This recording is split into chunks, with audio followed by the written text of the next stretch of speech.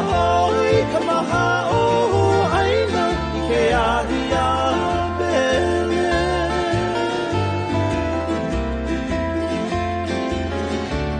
Ka ina ia mai ana kapu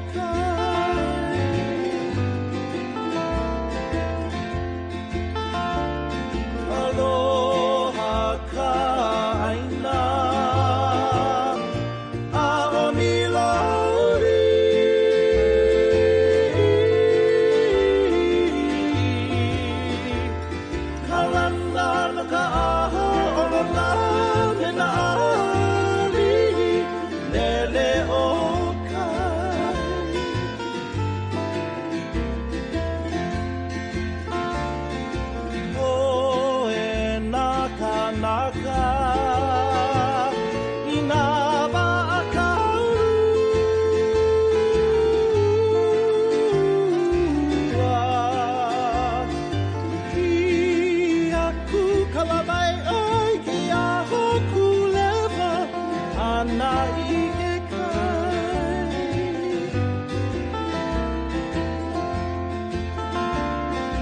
Haare ke aloha no moa ke ove.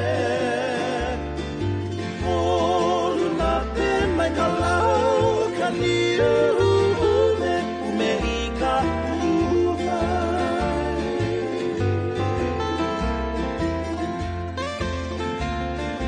Aia I ke one o hono mauri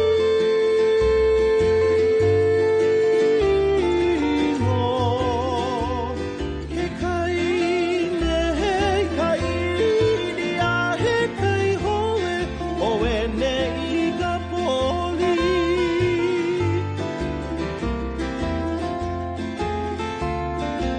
Ea mai ka ehu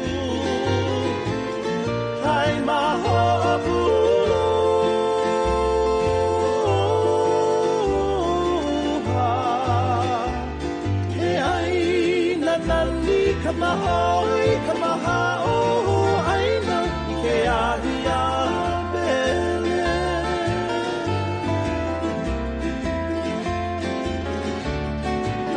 Aina I amai ana kapuna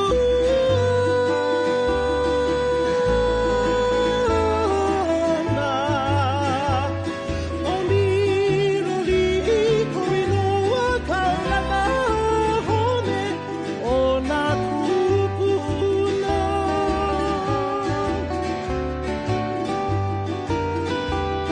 Aina I amai ana kapuna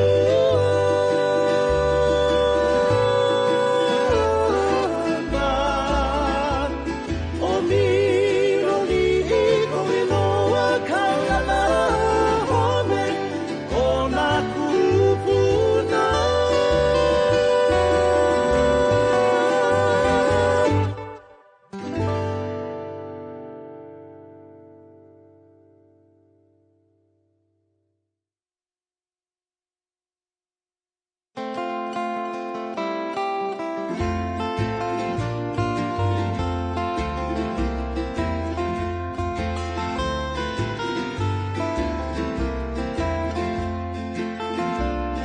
Aloha ka aina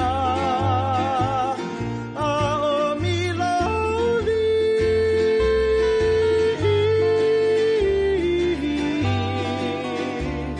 Kalana no ka aho olana me na alihi lele o kai.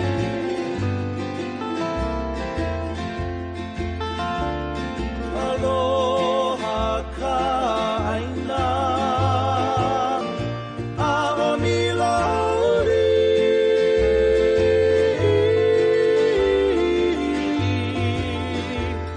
Kalana no ka aho olana me na alihi lele o kai.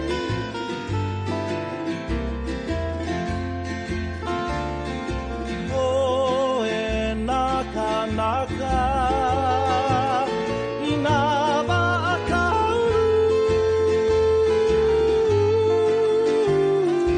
akaua. Ki aku kalamai ai ki aho kulewa ana I ke kai.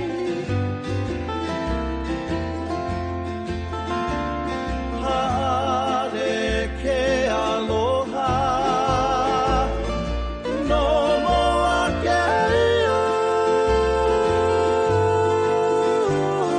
ove. Olu na pe mai ka lau ka niu ume I ka uwai.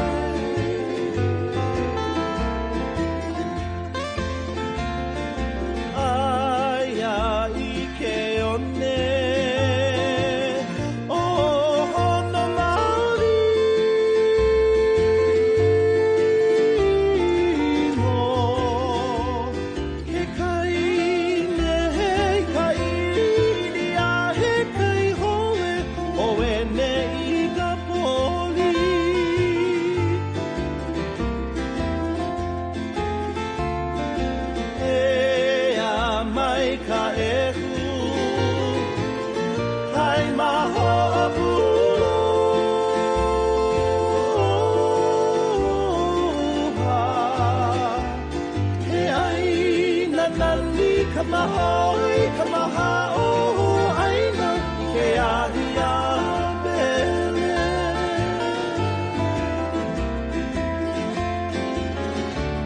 Haina ia mai ana katu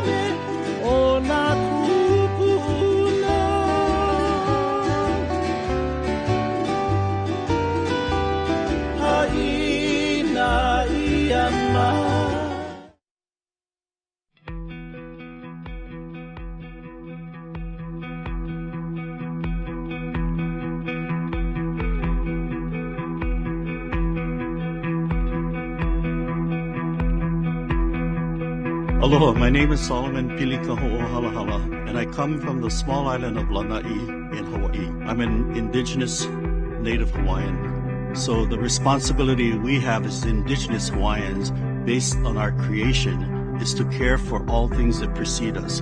We feel that deep sea mining is a process that will be intruding into the place of creation. And that is something that we cannot support because it is now moving into a disruption of creation itself. So we're here to say no to deep sea mining. The current rise of deep sea mining, not only just in the Pacific but globally, raises much concern. A concern that reminds us of the legacies that our region has felt. It reminds us of a form of colonization. It draws us back to the eras of nuclear testing. We call all stewards of the ocean to arise and protect our ocean. To know that there is a possibility of mining the heart of who we are. Who are we as a people? The future can be found in the wisdom of the past. The wisdom of the past says work with nature. So I encourage everybody to take a look at what deep sea mining is, because one person can make a difference. Mahalo.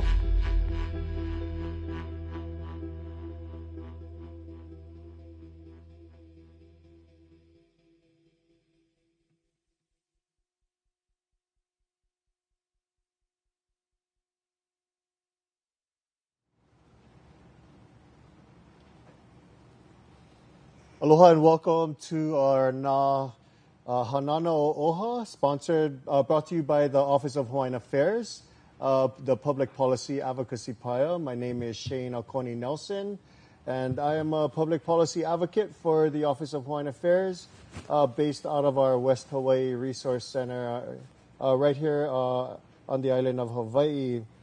Today, joining me is my coworkers, Kealoha Pisciotta, from our East Hawaii office, who's a public policy advocate, as well as Kamaile Puluole-Mitchell, another public policy advocate out of our East Hawaii office as well. Before we begin, moving forward in our awesome agenda this afternoon, we have a special appearance of our Hawaii Island trustee, Mililani Trask, who would like to share a few words. Trustee Trask, if you'd like to share a little bit of something. Aloha, everybody. Thank you for coming to our third and final panel for this year's Merrie Monarch. I wanted to tell you that in this room, there's really only chairs for 40 people. Yesterday, we had 80 that joined us by Zoom. It's hard to compete with other activities, but this topic, I think, is the most critical one that we're facing in Hawaii. And it's something that we need to see advocacy on, not only at OHA, but everywhere, including those who are fishermen, those who are looking at our food self-sufficiency, and those who are looking at preserving what Hawaii is all about. Thanks to some of the folks on this panel, I got to educate myself about what was really happening with deep sea mining. I got the first information for us in Hawaii, saying, no worry. All they do is have a ship that goes over with a giant vacuum, and they vacuum up the manganese nodule. When I went back to look at it, what they had not told me was that they go down 6 feet, and there are layers of minerals that they would harvest at one time. So for Hawaii, it is something that is a no-brainer. It is contrary to our nation, because the ocean, the Moana, is our mother that feeds us. And this has been the case from time immemorial. So just as the Akua has selected special places on the earth and gifted these to the native peoples of the earth for their keeping, now our time arises up to take a look at what is happening with Moana, because we are the ones to express the opposition. And the words of culture, they call for protection. It's not a battle in the old way, but more of a cause that we rally to for the protection of our ohana. If you think about all of those that we are tied to in the sea, our aumakua, how many are there, and the rest of the Lebanese. So I'm hoping that we can get some good feedback from you, help us to share the information. All of this mana'o is going to be on the internet. So all those who missed, all those who need education, we're preserving it for you right here, and it will be posted on the OHA site for our use in the future. Second request, when you come here and go with your ohana or your friends, think about how this impacted you and send your mana'o back to our staff and myself. It is our job to take your mana'o to the board and to move forward with measures that will help our peoples. That's one of the reasons why we're here, to inform OHA, so that the trustees there can understand more fully our obligations to work with and to serve our people and our aina. And if you do not ring that bell, we will not move this forward. There's only 9 trustees at OHA. Can't get a single thing done unless you can have time. So that is the help we need to make sure that the commitment we have to Malamana Aina for our future, for our keiki, for our mo'opuna, will persevere. Thank you for coming. Share with your friends. All is going to be on the internet, and we will keep it there for everyone. Aloha. Yep. Mahalo nui, Trustee, for sharing some of those words. We are streaming live here at Nani Mau Gardens in the heart of Panaewa, beautiful Panaewa on Hawaii Island. Our weather is typical Merrie Monarch, Hilo, Panaewa weather. It's nice and cozy, and great time for us to relax, talk story, and talk about something very important, near and dear to Kanaka. We'd like to also mahalo K-Vikes, the students of Hilo High School, for bringing us the IT and the technology background, and bringing us live to you online as well.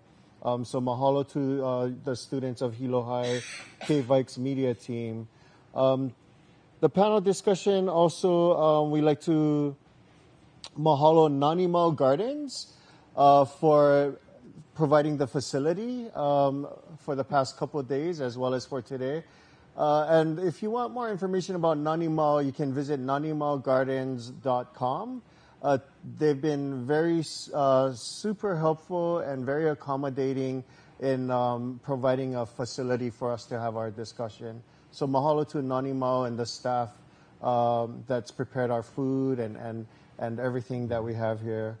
In the spirit of the 61st annual Merrie Monarch Festival, we look forward to having this discussion. We have awesome panelists today that we can dive into some of the Kai Moana topics. But before we start, I'd like to ask Uncle Sol if you can open us up with Olelo No'eau, if possible, Uncle Sol. Aloha.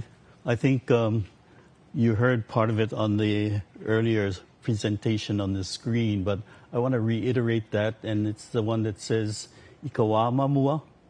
If we intend to move forward, Ikawa mahope, then we need to look back to our past. And then that is what we need to help us to proceed. And I think it brings a lot of meaning and thought to me in these times, because part of my conversation about what we're dealing with in this area of deep sea mining is also about looking backward. So think about that. Ikawa mamua, ikawa mahope. Yeah, also mahalo nui, Uncle Sol, for that. And just a reminder, taking a look at Uncle Sol's grounding advice, we'd also like to take a look at some of Office of Hawaiian Affairs history and what our purpose is as the Office of Hawaiian Affairs. The Office of Hawaiian Affairs was started in 1978 as part of the States Con of 1978 that was created to address the injustices as well as it was created to address the historical injustices against Native Hawaiians. In Hawaii, the legislature also adopted Chapter 10 of the Hawaii Revised Statutes, making OHA a semi-autonomous, self-governing body that outlines the established public trust to include the betterment of the conditions of Native Hawaiians. Further, federal legislation allowed us some recognition through various congressional acts and resolutions, such as the Hawaiian Homes Commission Act of 1920, the 1959 Admissions Act, as well as the Native Hawaiian Healthcare Act and the Native Hawaiian Education Act. Further, the Apology Resolution in 1993 also gave us some federal recognition in some sort. Yeah? Kealoha? It's established the unique status and relationship of Native Hawaiians to the federal government. Yeah. Mm-hmm. Yeah. The Office of Hawaiian Affairs is also guided by our core foundations of Mana I Mauli Ola, which is part of our strategic foundation, which is based on Aina, Mo'omehiu, and Ohana. And some of our strategic directions are educational pathways, economic stability, quality housing, and health outcomes. So these are some of our focus directions that OHA is guided by these foundations. And again, mahalo to K-Vikes Media as well as Nani Mau Gardens for co-hosting our panel discussions this afternoon. Mahalo nui. So with that, let's get started. Yeah, let's unroll, relax. And so one of the first things that we want to do is kind of do our ho'olauna, just to get ma'a with each other and get to know each other and how we came to where we're at today in our lives. So I'm going to ask Uncle Saul if he can provide us with a little bit of background of who's Uncle Saul, yeah, what Uncle Saul does for the Lahui, who inspired you, and how did you come to this point? Okay, mahalo. Yeah. The story is really long, but... We get about 6 days. I'm just kidding, Uncle Saul. But. So, very quickly, I think, first of all, growing up on Lanai, I was very fortunate to have my tutus that were still living.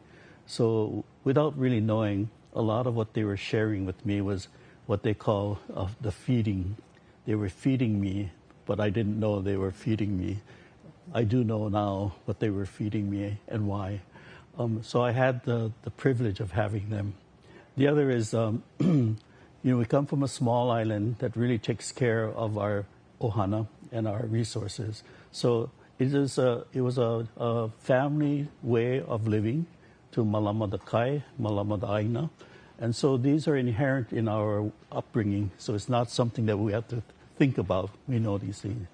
But I think in my early adult life, what happens is that we created these areas for conservation on Lanai. We created the Manele Hulupo'eo Marine Life Conservation District, and that was to set aside areas of protection, hoping that in future the action of protecting will help to replenish the resources, meaning fish, limu, opihi, crab, and all of that.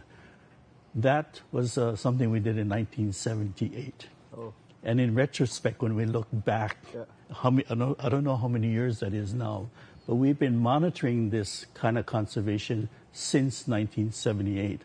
And what we have learned is that absolutely the fish are being replenished. The corals are healthy in one bay. And then there's a spillover effect that goes outside of those boundaries.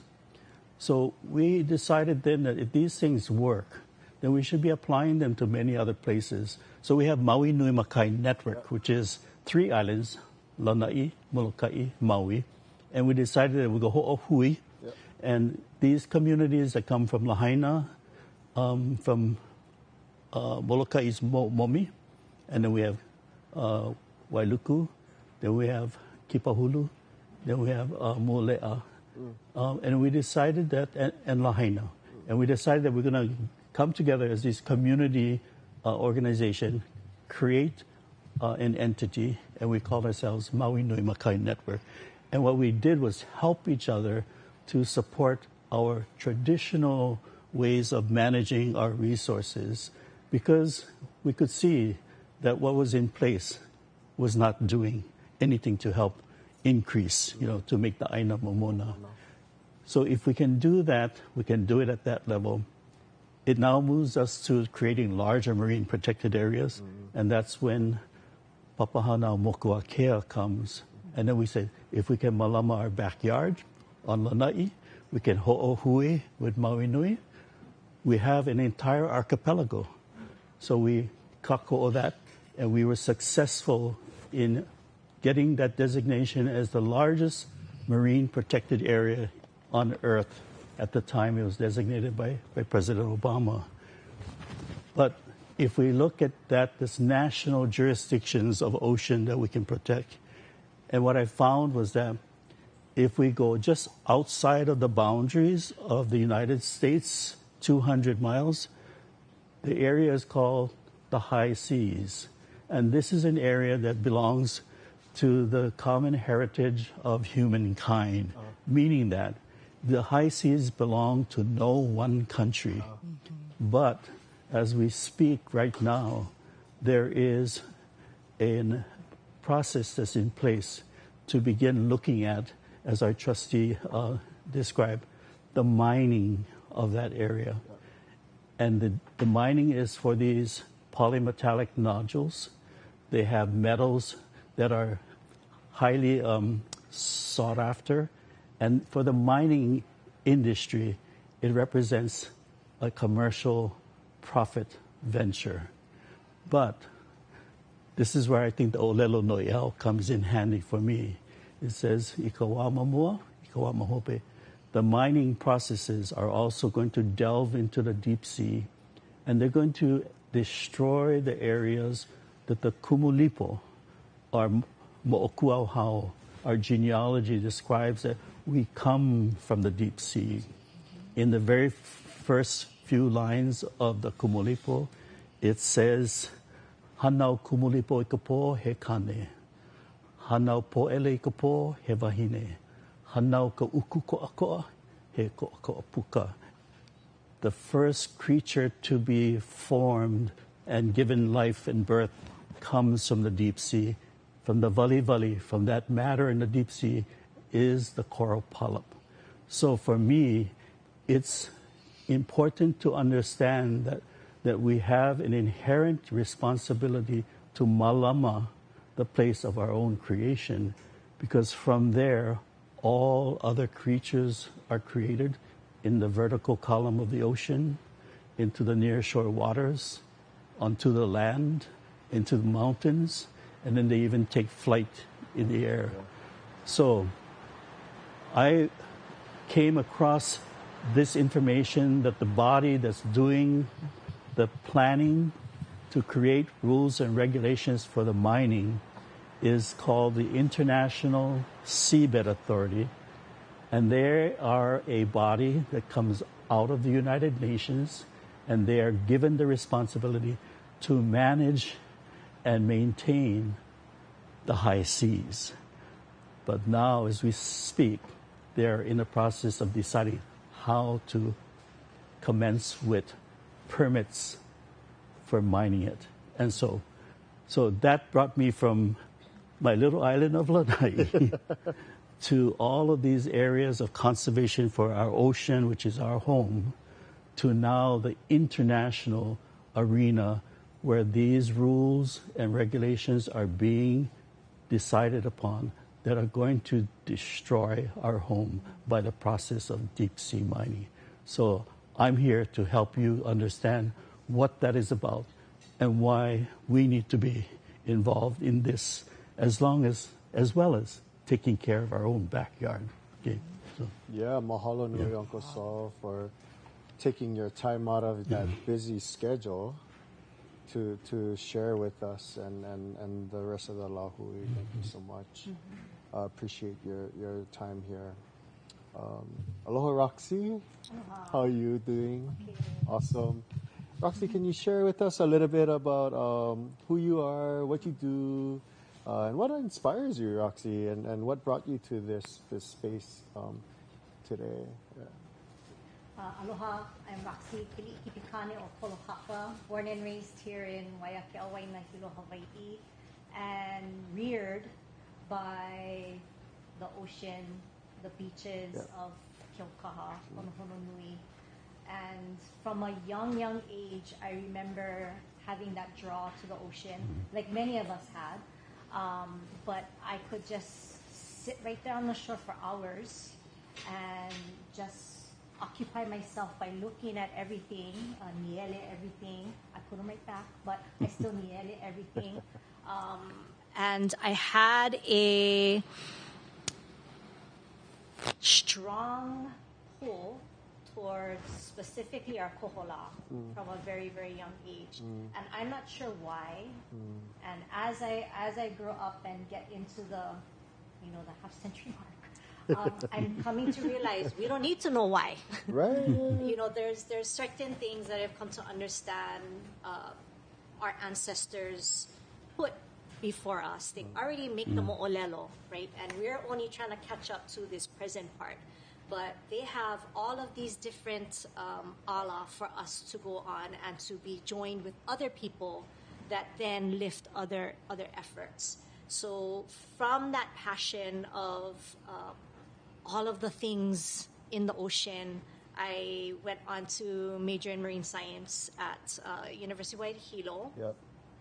And that was in the early 90s. it was the biggest major at UH Hilo at the time. Wow. But counting oiwi, less than 10 maybe. Wow.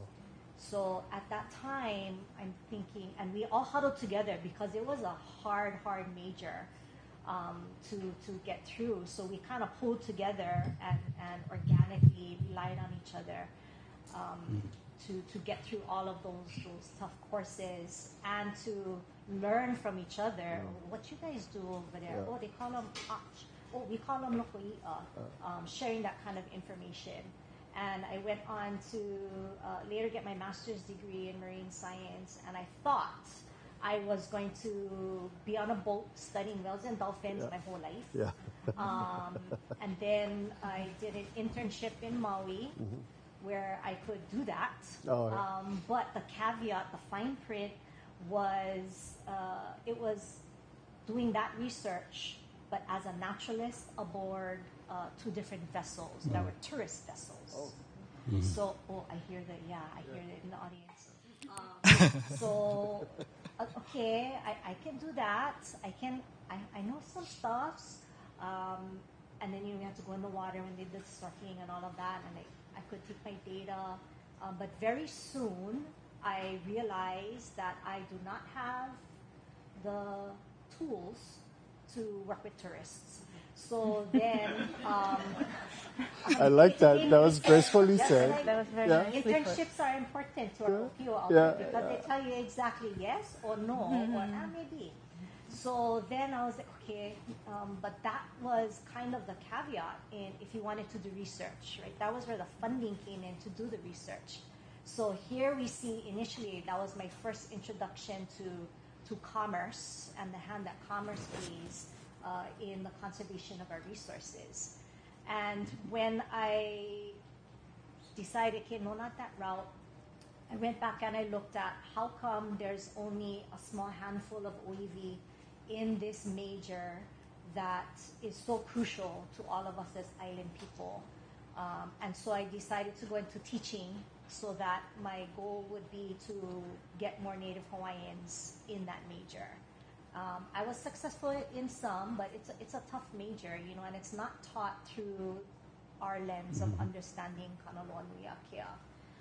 So I can see the struggle for many of our students currently that we had back then.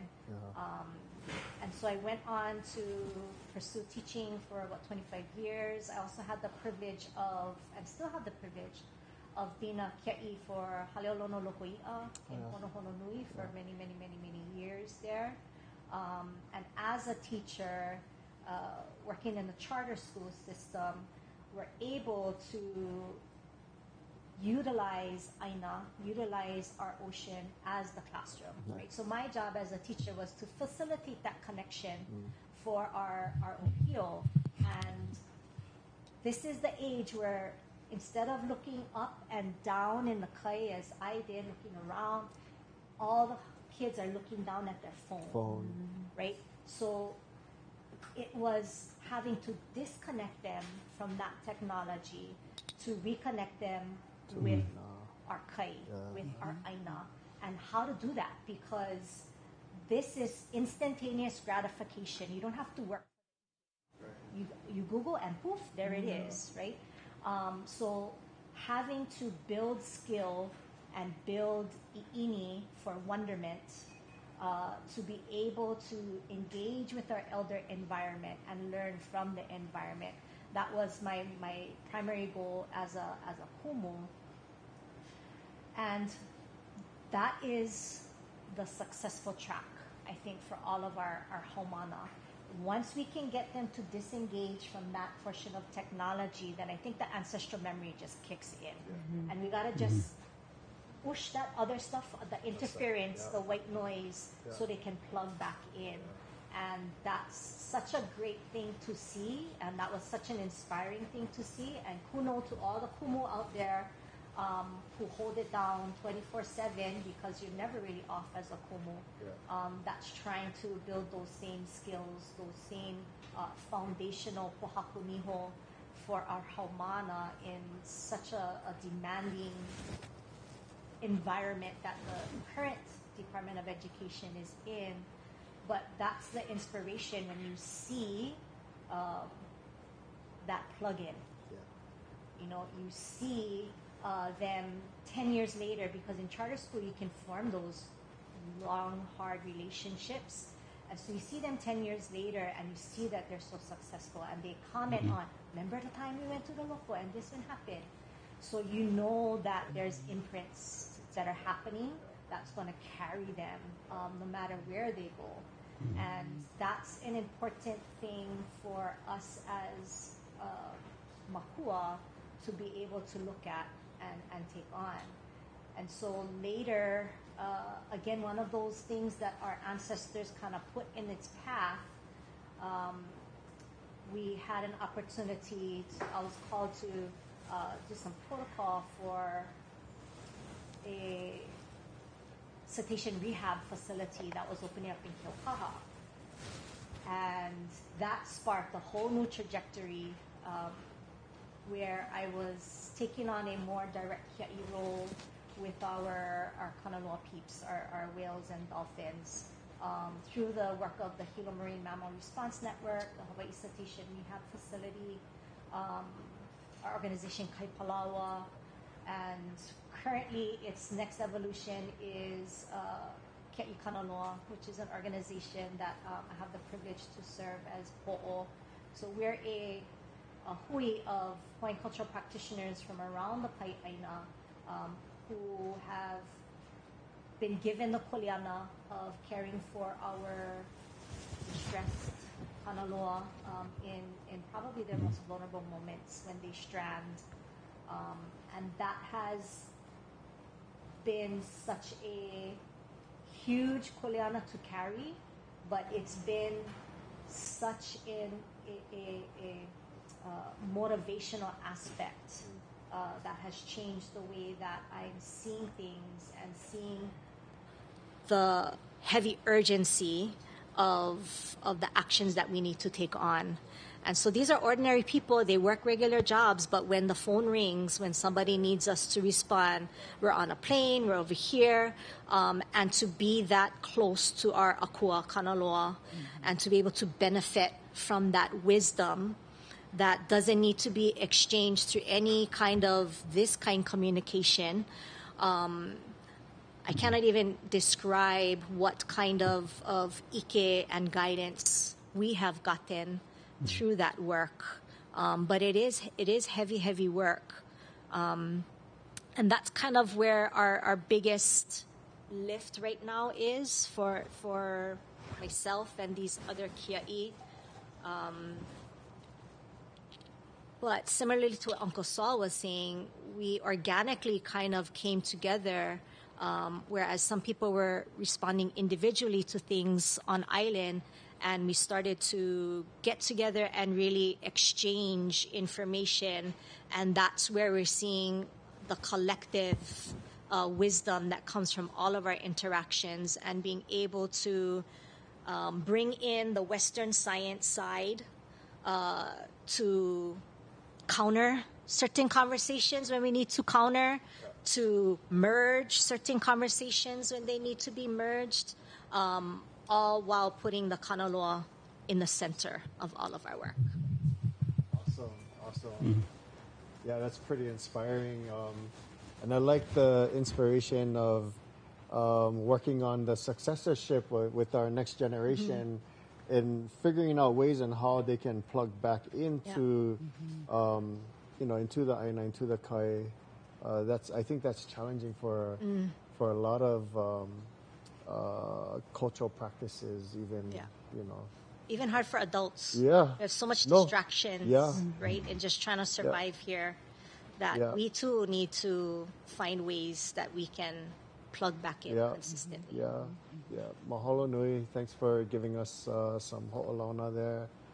Ooh, pehe oe, Kalei. Yeah, Aloha. Aloha. Yeah, Kalei, you don't mind sharing us? Okay. Who is Kalei Nu? Yeah, who is Kalei Nu uhiwa? My story is not as cool as these two stories. Not even. Mine's so boring in comparison. My name is Kalei Nu uhiwa. I come from the island of Maui, born and raised on Maui.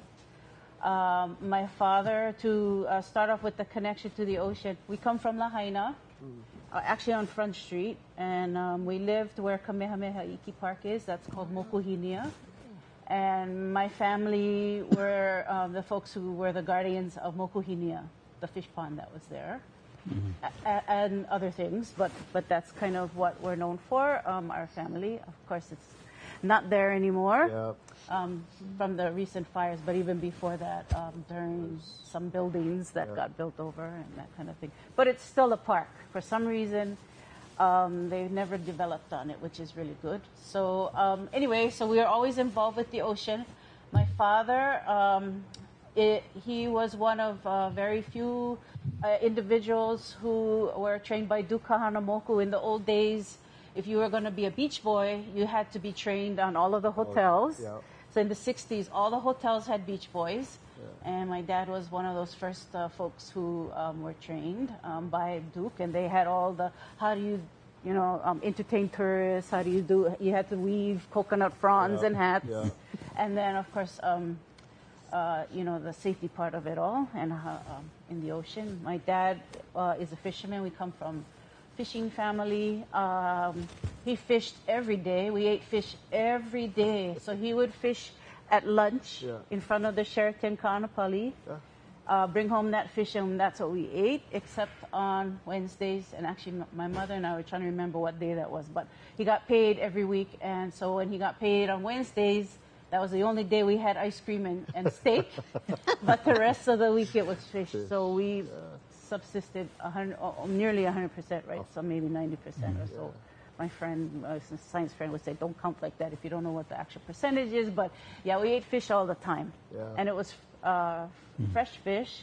And in my lifetime, I have seen from Ka'anapali to Olowalu, which is where we generally fished, I've seen it go from colorful, vibrant colors to the brown dead ocean that it is today for overfishing and tourism. That's a fact. Not lying. No. So I've seen that in my lifetime. I raised my children on Maui. We lived in Kahakuloa. We lived in Paia. We were part of the immersion program too.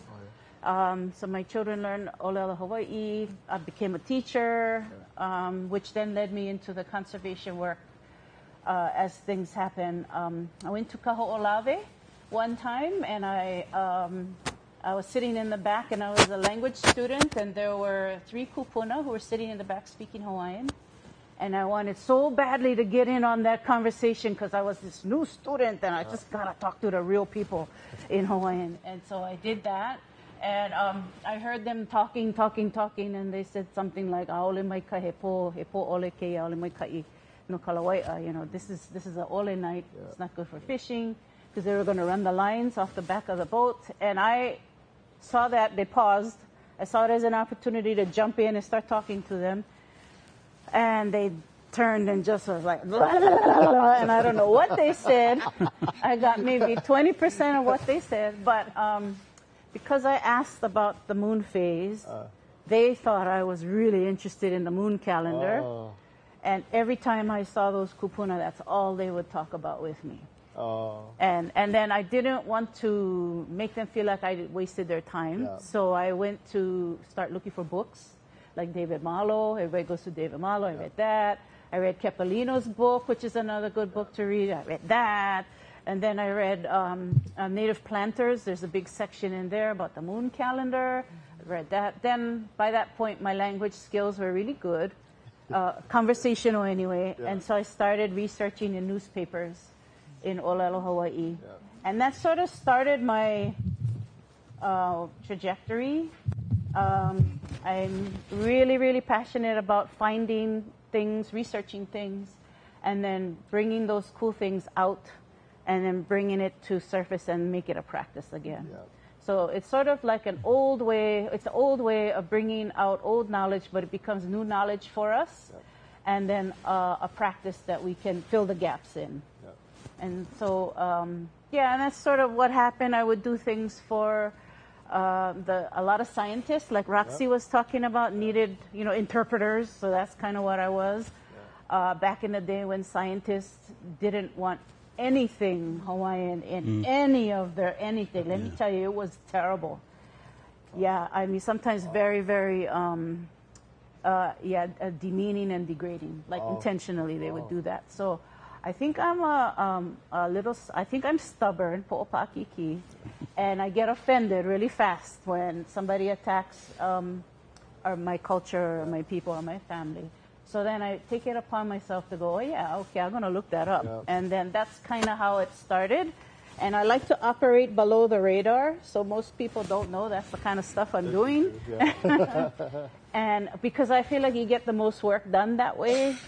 And so I can count on my one hand how many Western scientists, actually I can just do this, who were actually interested in talking to me and then bringing, they didn't know how to support Hawaiian science or Hawaiian ways of knowing, as they say, or TEK, as they say now.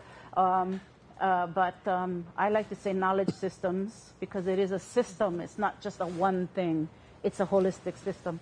So anyway, there were only two of them who, and I could say Arthur Medeiros and Franny Cooper Smith from Maui, who were really, really integral on Maui, on Maui Nui maybe even, and bringing in the native Hawaiians' perspective. Even if it was just come and chant the Kumulipo while we're signing this document to increase the watershed on Maui. Yeah. So just that is how we got our foot in the door to be a part of the discussion. And then working on Kaho'olawe, becoming a conservationist, you have to do it, and an educator, you got to do that because there's not enough of people doing that.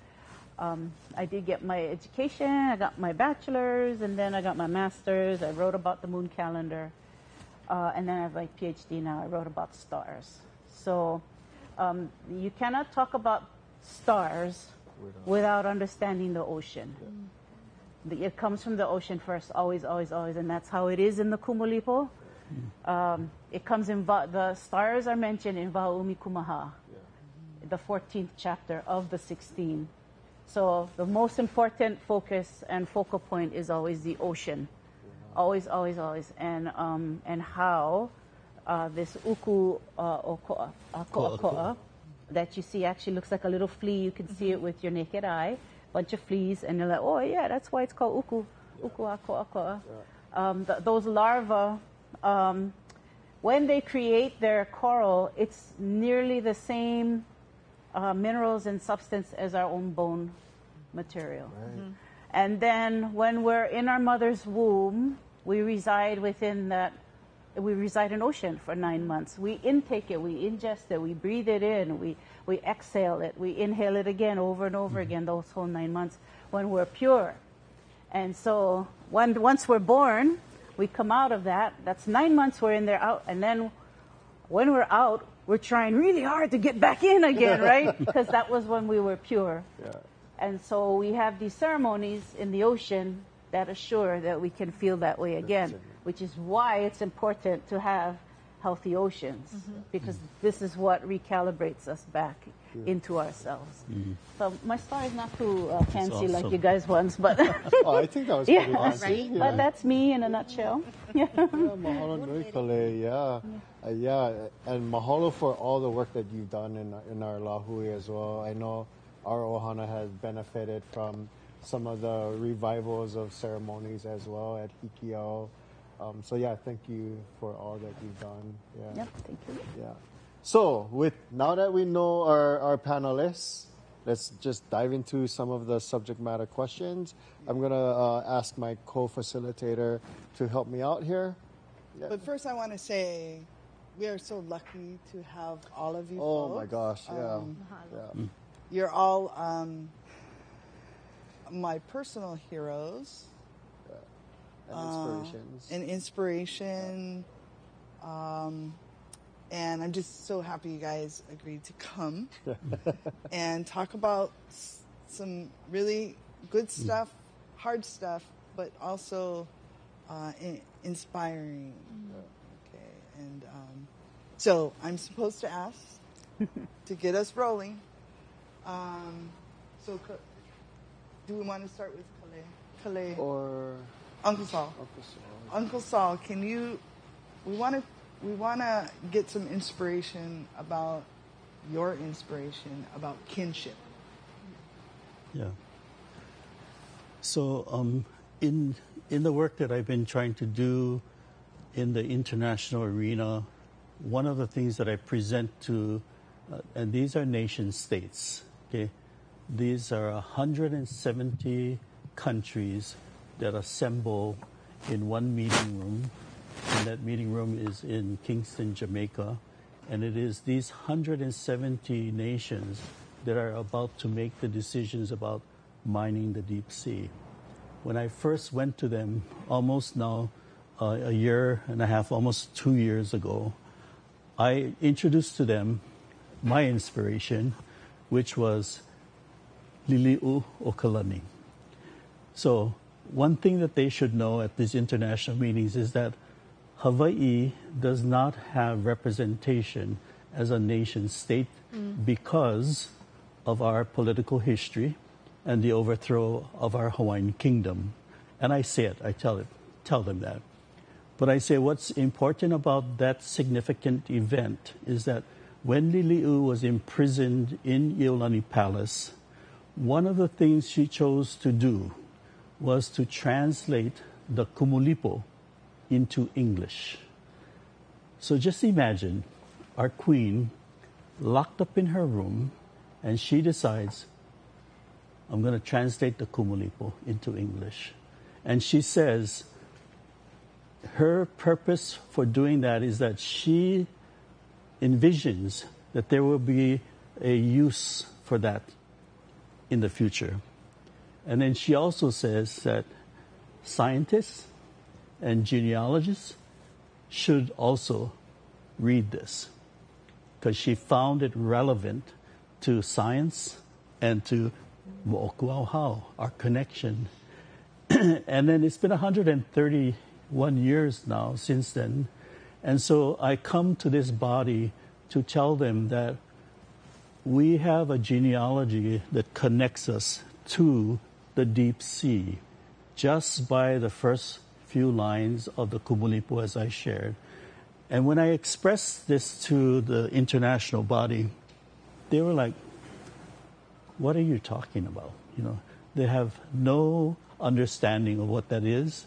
They have almost no need to understand because they're an international body that works under international rules, and they have a job to do. They have to make decisions about the deep sea. And so I intervened. In other words, I said, it's like, I raise up my hand and go, wait, I'd like to tell you something, you know.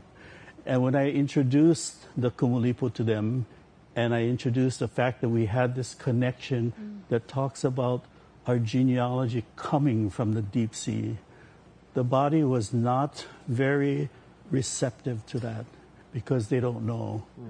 And then when I proceeded to tell them that this connection here for culture is something that's not even written in your current rules and regulations for your body. And then I was told, well, we have a section in our rules and regulations that is described or defined as underwater cultural heritage. But if you look at the definition for underwater cultural heritage in the International Seabed Authority, it is defined as artifacts that are found on the bottom of the ocean. It could be human remains that are found at the bottom of the ocean, or it could be submerged architecture, buildings, things. That is all that they have in their entire regulations for underwater cultural heritage. And then so I intervened again and I said, so how do you incorporate then my connection to the sea that is not even defined in your language? Because my definition of cultural heritage is talking about the vali-vali, is talking about the energy that comes together, and like Kalei said, the microorganisms that form and create what our first living creature, the ukuko'akoa. That's our eldest kupuna. Where is that accommodated in your language? There is none. So then I said, then perhaps you are missing our inclusion in your international rules and regulations. And so it has been that I have been able now to really open the doors. And then they're now willing to allow that conversation to happen. So now that I've been there for going on 4 meetings, they have allowed this conversation to happen. And I just returned from Jamaica a couple days ago. Yes, I know. Yes. And in this meeting, the conclusion was that this section of rules and regulations that is not in existence, they want that to now be a conversation to happen before the meeting that ends this session in July and August. And so I've been very, very thankful that the facilitator, the one who conducts the meetings in this intercession, meetings between the meetings, he's been very helpful in getting me to allow these conversations to be inputted into that process, and then it's reported out to the main body. And so we have had now more support in the international arena than we've ever had since the time that I first came to this body. So what is important is that Hawaii needs to know that even though we don't sit at the table of nation states at the international arena, we must participate because it is this body that is making rules and regulations for the ocean of which we live in. Right. So if I can just describe to you where this mining is going to take place. Yes. So they call it the Clarion-Clipperton area. This area of ocean is just to the east of Hawaii Island. What? Just past the 200 miles. Yeah. And it runs from there all the way across to Mexico. Okay? If you put this area over the continental U.S., the distance is from California to Washington, D.C. If you look at the area of ocean, it is the size of Washington State, Oregon, California, Nevada, and Arizona combined. And the nations that are looking at this and consider this to be the commons for humanity, for humankind, they're coming from all over the world, and they're all claiming their area of ocean to be mined. And that's why they need the ISA to create the rules to allow them and the permits to mine. It is our ocean. No one asked us if they could even come here to do this, because they don't see it belonging to anyone. But I stake my claim and say it belongs to us. Yeah. Okay, we are the people who have lived in the ocean. This is our home. We have traversed it. We have a history that talks about our connection of people and places in this large ocean for thousands of years. So we have a just claim to this. And that even in these modern times, our canoes continue to demonstrate the skills that gave us this knowledge to connect our ocean. So it is important for us to now participate. And I'll tell you one thing, the United States of America does not sit in this body. So the United States is not seated at the table to even represent us. The United States did not sign the Treaty of the High Seas. Therefore, they cannot participate in making rules for the high seas. So, who is representing our voice from Hawaii? Yeah. No one. So that's why when I saw that this was actually happening, it was what inspired me to holomua, go. Against all odds, just go and just present our connection, and it has been the one that has been opening the doors to this international conversation. We are the people that belong to the nation states of the world. We just have a political history that's not resolved yet. So that doesn't mean that we cannot be seated at the table and have these discussions. So that is where I'm at, and I want to encourage us all to be a little bit more involved and understanding of this issue, because if we weren't at the table, imagine what would happen. They would be making these rules that are right next door to us.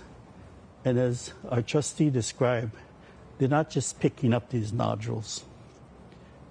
They have machineries that are the size of this building that are being dropped to the very bottom of the ocean with huge claws and that are going to be dredging and scraping the entire bottom, creating all of this lepo under the water, killing everything that lives there just to grab those polymetallic nodules.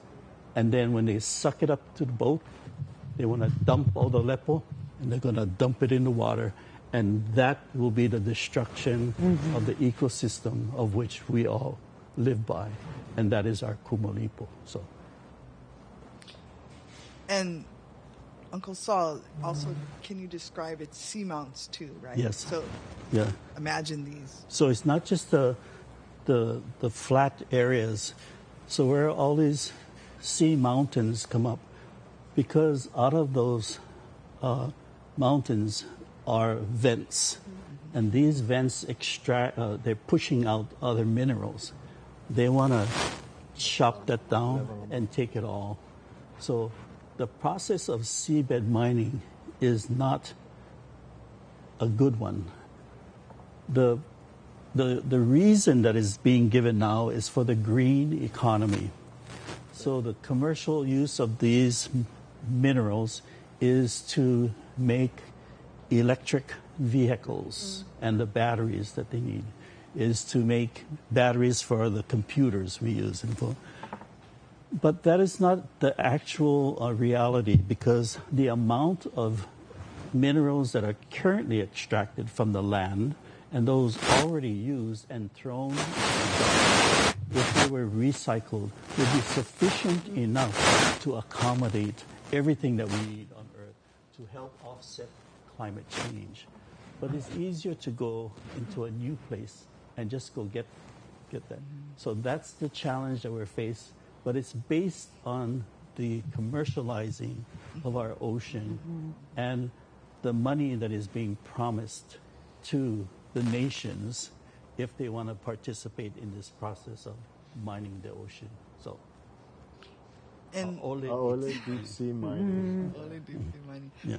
And I wanted to just point out too that the nodules themselves are like our uku. Yeah. Ko'a. So they just collect minerals. Yeah.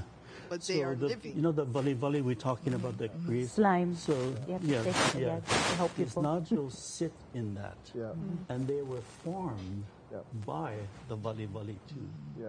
But they took millions and millions and millions of years to just grow to the size of a baseball, you know, and that's what they want to extract. And once they do that, there will be no such minerals left in the ocean, but they would have also destroyed the vali, and the ability to help that to be regenerated is going to be the same amount of years it took to create what we currently have. So it will be millions and millions and millions of years before any of that return, you know, so, yeah. Wow. Yeah. So. Yeah, thank you. Thanks for that imagery, Uncle Sol. Yeah. Makes me want to do something right away.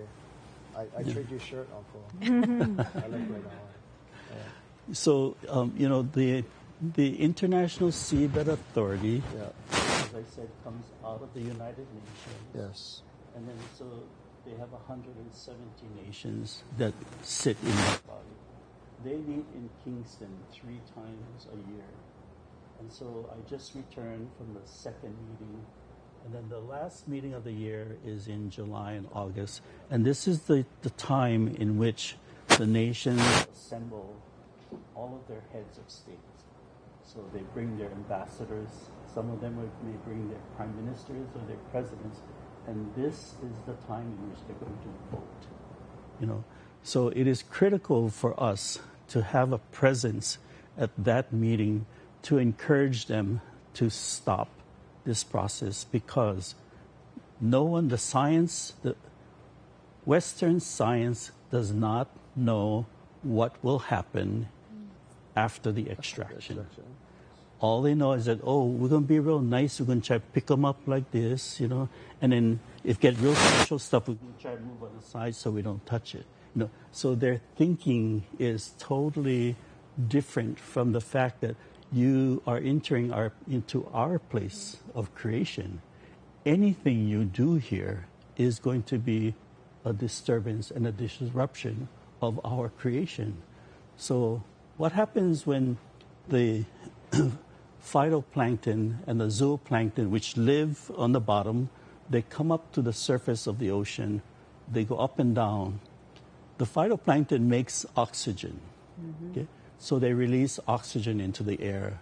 So our ocean creates the second breath of air that the world breathes. The forest makes oxygen, but our ocean makes that second breath. And then these are also carbon sequestering organisms. So they can take carbon from the air and they can bring it down to the very bottom and they can store it there. The reason we're having climate change is because we have too much carbon in our atmosphere. And so these systems, you see how they were intended to work, was to keep the earth in balance. I give you the oxygen, I'll take the carbon. They live there in the deep sea, So here we are going to go and hana-ino that, disturb it. So it is absolutely critical. They also serve to feed the small larvae that are in the deep waters. And as they go up, they feed the little fish that feed the big fish that feed us. What happens to this? Systems. These ecosystems will all be destroyed. And then what happens when they make a dark cloud of lepo over all of this area underwater, which you cannot even see, So it's our place of creation that's being destroyed. So I'm trying to convince the International Seabed Authority that their actions are going to be our demise. And they need to understand that. And we need to be the ones to tell them. So. Awesome. Thank you, Uncle Solomon. Wow. Our next question is for Roxy. Can you elaborate on kingship in relationship to Kealoha? Yeah, so kinship, if we look it up in the dictionary, any kind of dictionary, often you'll see some reference to genealogical relation, right? And which is what Uncle and Kalei have been talking about in terms of kumulipo.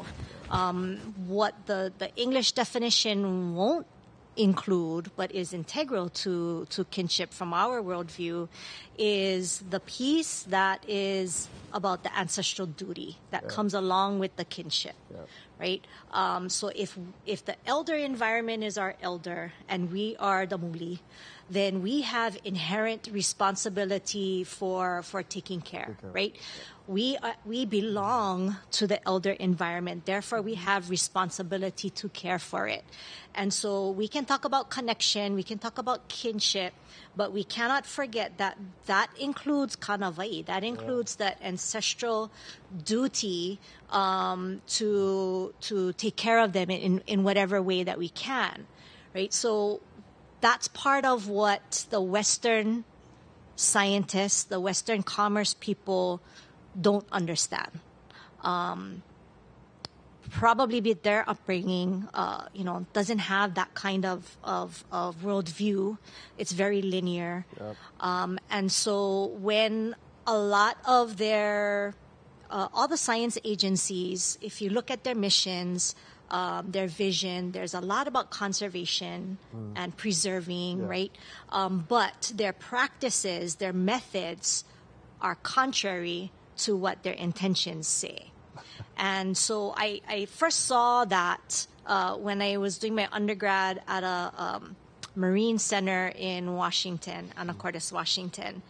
And we were undergrad students, right, marine biology. So they would take us out on labs. And basically, some of the labs are you're on this big boat, and you take a big net, and you basically scoop, right, haul everything in, dump them in a bin, and then we take it back to the lab to study.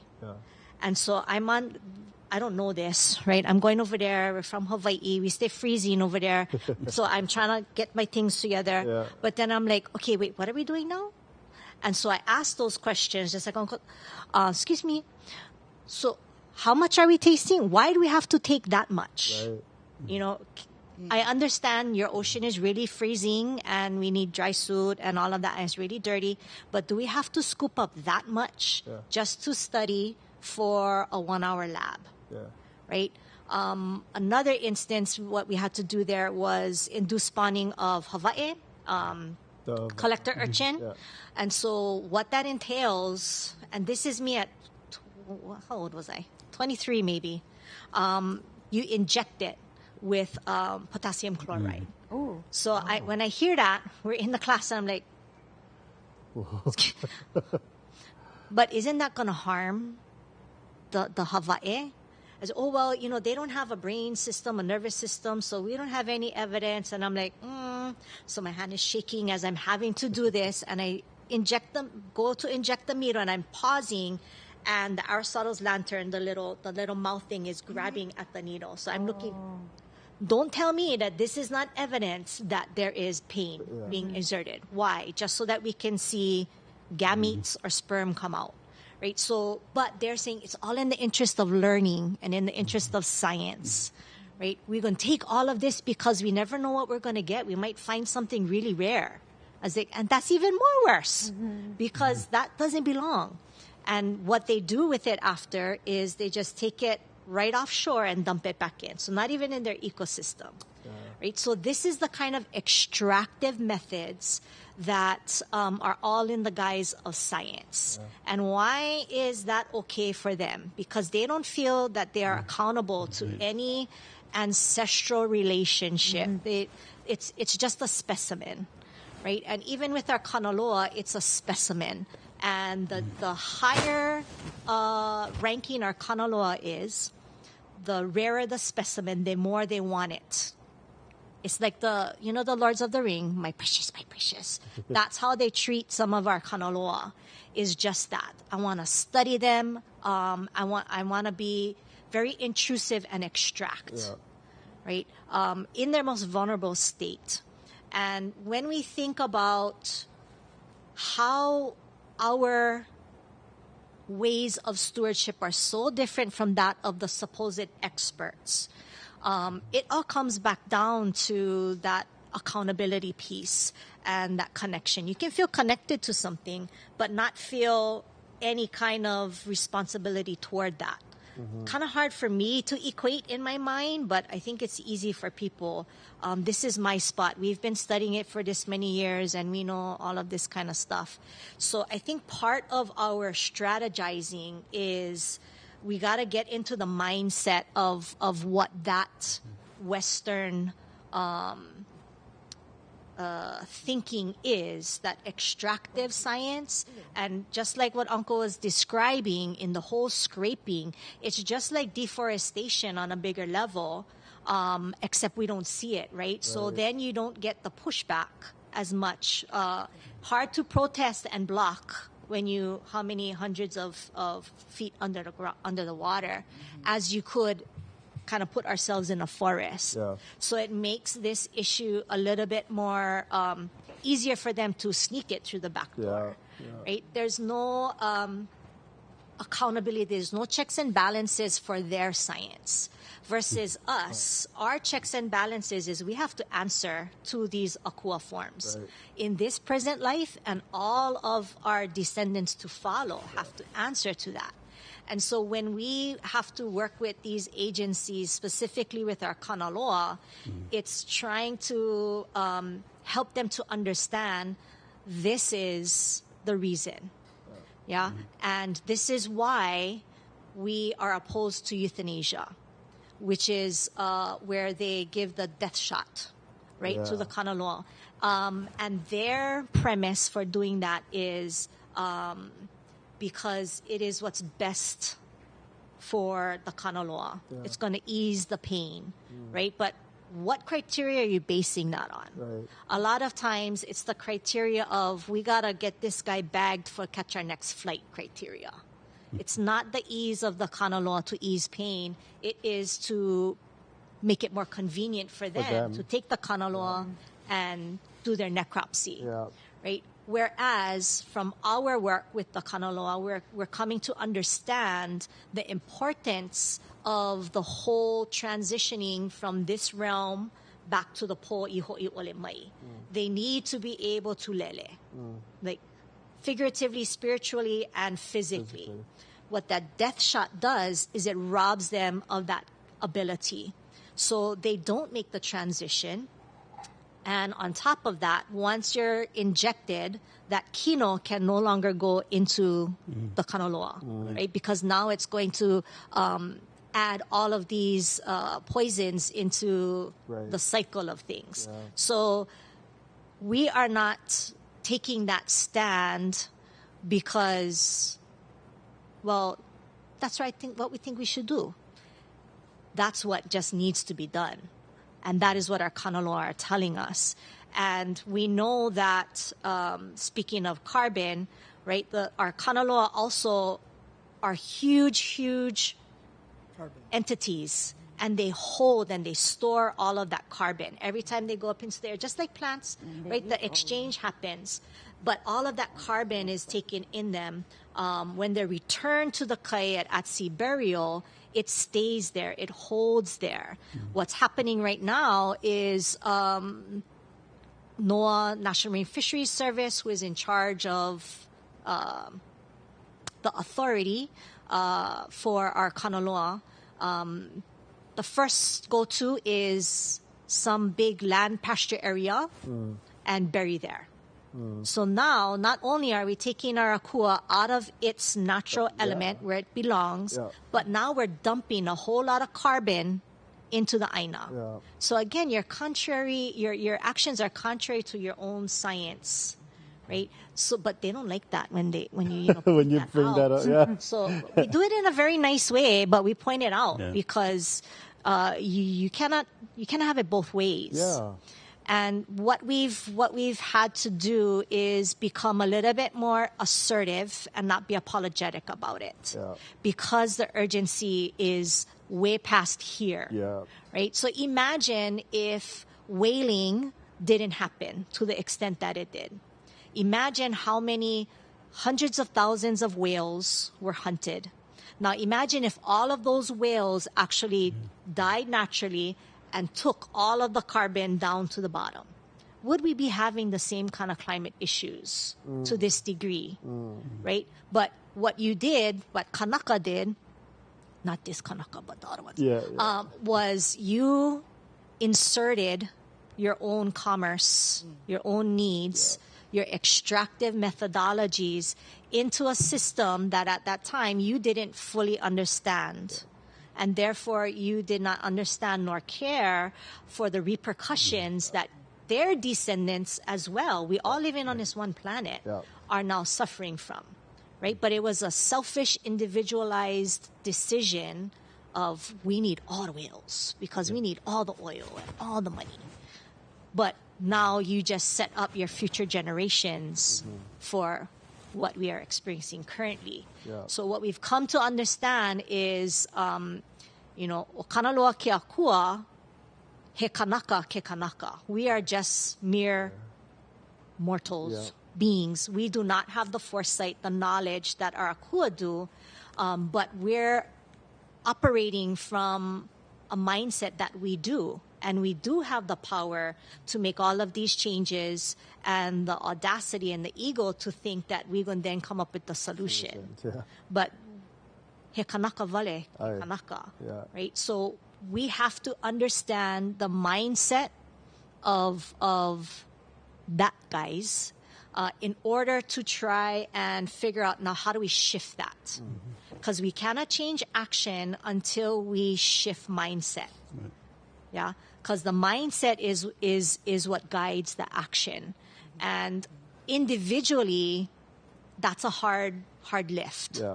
That's a huge 100-pound pohaku for me to lift, and so we need to rely, just like what Uncle Sol said, where are the big bodies with the big leverage that should be having these kinds of conversation and pushing these issues. They're not going to listen to me, one person, but if they're listening to a huge governmental body or agency or Hawaiian organization versus the one Kanaka in his community just trying to hold it down, then we become a little bit more successful. At the very least, they're forced to sit at a table with us and listen.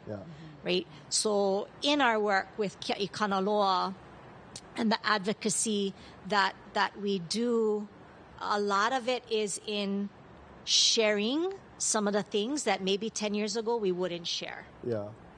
Because what we're trying to do is help them to understand the why and translate it in a way that they can ecologically process it, so that we can at least have a conversation of how can we do this differently.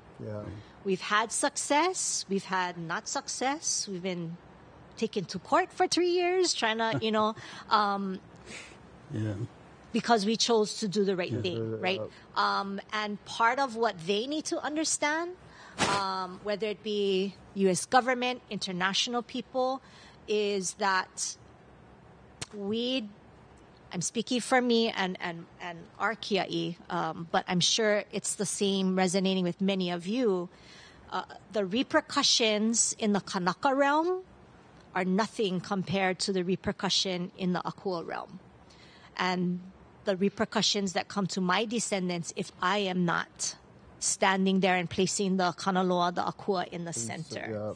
And that's not an easy thing to do, to put that Kanaloa in the center, which means Kanaka, you not. You outside the ring, right? But that means commerce. That means development. That means, all of these other things that are pushed out to the outer side because the Kanaloa, the Akua, need to be able to do what they do. If we're even going to hope to be here, to be able to benefit from all of the things that they do that we cannot do. That to me is kinship. Awesome. Wow. That's massive.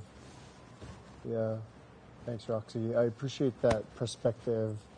Putting the Akua in the center is growing up in Hawaii, that's what we always did. And everyone think even the kalo, the poibo, that's the Akua as well, and it's always been the center of the ohana. And that sometimes gets us in trouble because people don't necessarily like facing that reality. So all the mantle tours that are happening on Kona side. I was invited to Manta Week that I'm not going to be invited back to speak at because I posed that, right? If we're saying all of your organizations, all of your businesses that say you're here for the benefit, the conservation of the manta rays, how does having 40 boats here every hour, on the hour, with all these people in here, how does that put the hahalua in the center? To me, that kind of puts the kanaka in the center. No? So hard conversations because these are people's livelihoods, right? But where do we draw the line? And I think the time for it the bears at the Yosemite Park. Rubbish. So we can all sit around and watch them. Right? Oh, The yeah. same thing. For Same our concept. enjoyment. Yeah. Our for entertainment. Yeah. Yeah. For our entertainment. Yeah. Yes. Yeah. And one of the arguments I got from one of the border people was that, but our lights draw all of the plankton, so they have I know. food. But that's And I'm the like, rough- I'm that's the pretty rubbish. sure they know how to the get their own food without the lights because they were here long before us. Yeah. But you see how their mentality is to kind of warp the reality. Like we're going to to their save the benefit. planet kind mentality. Yeah, but we're going to save the hahaluas Yeah. because we're shining the light Yeah. so they can have food. Yeah. So we have to be able to call that out and again, not be apologetic Yeah, about it. right. We're going to wear our shirts next time. It's a little bit like, we're going to give them spiritual mana by swimming with them. It's like, but they're Yeah, sleeping. no, you're not. It's like, but it's their time to sleep. That's You're why we're sleeping, not Mana. swimming with them. Yeah. The night off. Yeah, Yeah. yeah. So the But that's the extractive, logic, still, right? not the additive. And I just want to say something Yes. to Uncle Uncle Sol. I wasn't distracted from. I was looking for my research in here because I'm listening to you, and there's evidence that Hawaiians and Polynesians have been to Catalina Island, have Chumash DNA, went to Colombia and Chile, and can connect to the Marquesas, the Gambier Islands, Yes. the Tuamotus, Yes. and Hawaii and South Pacific. Yes. So why aren't we gathering our Pacific people Oh. together, like you're saying, Yeah. bringing these Yeah. Pacific people together to counter the Yeah. mining? And Yeah, so- also, yeah. when you're saying the Chumash, right? Yeah. See, there's indigenous people over there, and there's indigenous people here, and they're suggesting doing that right in our realm and our connection, and Yeah. also the whales migration, Great. Yeah. right in the middle of it. And how is that going to affect the kanaloas? How's it going to affect our fish and the migratory fish and all of those things? I think we got to think outside of the box. Putting the source in the Absolutely. the Yeah. center first. That's what we think about, not corporate profit of a few corporations who want to make a lot of money. Well, Yeah. at the international arena, it's the corporate entities that are trying to influence the nation states nation, yeah. in the Pacific. Okay, so as we speak right now, the nation of Nauru is being courted by the Metals Company, which is a commercial entity. See that in the rules currently, a commercial entity cannot mine unless they're sponsored by a nation state. So Nauru is sponsoring the Metals Company to mine our ocean here. But Nauru is also an island nation in the Pacific with us. Okay? But if you go back and you look at Nauru's history, Nauru extracted all of the guano that created their island nation, and so they have nothing. They've strip mined their whole island, so they have a challenge with economic resources. So for them, it's very lucrative when a metals company says, "Hey, if you sponsor us, you're going to make millions, perhaps billions of dollars." So as we speak right now, Nauru is leading the conversation to mine. And I went to speak to the Nauru representative, myself personally, and I wanted her to know that I want to connect us so that you know that even though we're on opposite sides of this issue, we are still island people, and we belong to the largest ocean on this planet that is our home. So we have a responsibility to the ocean. And she acknowledges that we are indigenous people related in that sense, but she also says that, but we are also a nation state. We are a nation, and we want to make some of our own choices and decisions. And in this case, they are choosing to lead the way for mining the ocean, you know. So, yeah. Costs, man. Yeah. Said So what you said is correct, and what we need to do is ho'ohui, all of our island nations, to come with a united voice to this body. We do have support from countries like Chile that support us. We do have support from France, you know. We do have support from Palau, yeah. But we have other nations that are still in a quandary. The Cook Islands, they're a nation, but Cook Islands is split. Their government wants to mine, and their people don't want to mine. So you see, so we have this challenge, but it's all done at this international level. So part of this is to have these conversations to try and see if can we transform, like you said, their thinking. And one of the things I think that they have to at least come to acknowledge is that foundationally we come from the ocean, all of us. It doesn't matter if you agree or disagree, we still belong to the only one ocean that is our home. So are you willing to risk the destruction of our home just because someone is promising you money, you know?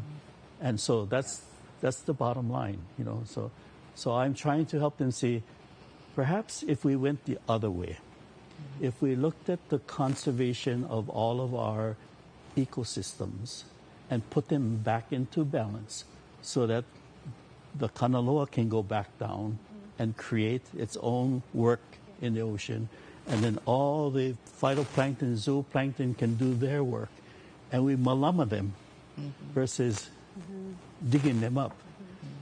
Could we see a return to replenishment of the earth so that oxygen will be given off, carbon will be taken, the food systems will continue to be so we still can eat our fish? That's the flip side. So you see where we're at? Do we go back? That's why I said, ikawama mua, ikawama hope. Is going backward worth giving it a chance to restore? Or do you think that is against all risk of destroying all of this, that you would rather go in the direction that is not pono, you know? So, yeah. Awesome. Thank you. So, mahalo nui, Roxy, for that kinship. Kalei, we're going to ask you a similar question. I mean, you gave us that insight too earlier about the womb, you know, and as Uncle Saul just mentioned, he was talking about, do we want to destroy that? Do we want to destroy that womb? Like, what is our what does that kinship relationship should look like? Or, you know, can you share some insight about the perspectives or your perspectives or Kanaka perspectives on kinship? Well, it's science. I mean, it's science-based, right? We all come from the ocean. And, I mean, that's their science they're saying, too. We're saying the same thing. So I don't know why they're all of a sudden contradictory, whoever they are, to what we're saying. Okay. Yeah. In the international arena, there's a term, international language. So it's a whole another vocabulary. Okay. Right. They're called the global north. The global north? Yeah. And then all of us are called the global south, meaning that the global north represents all the haole, colonial, industrial, colonizing nations, the power nations of the world, who went around and colonized everything for themselves. They're referred to as the global north. The rest is all of us, the global south. So when you're in these conversations, you'll hear, well, this is the global north. I would say, who's the global north?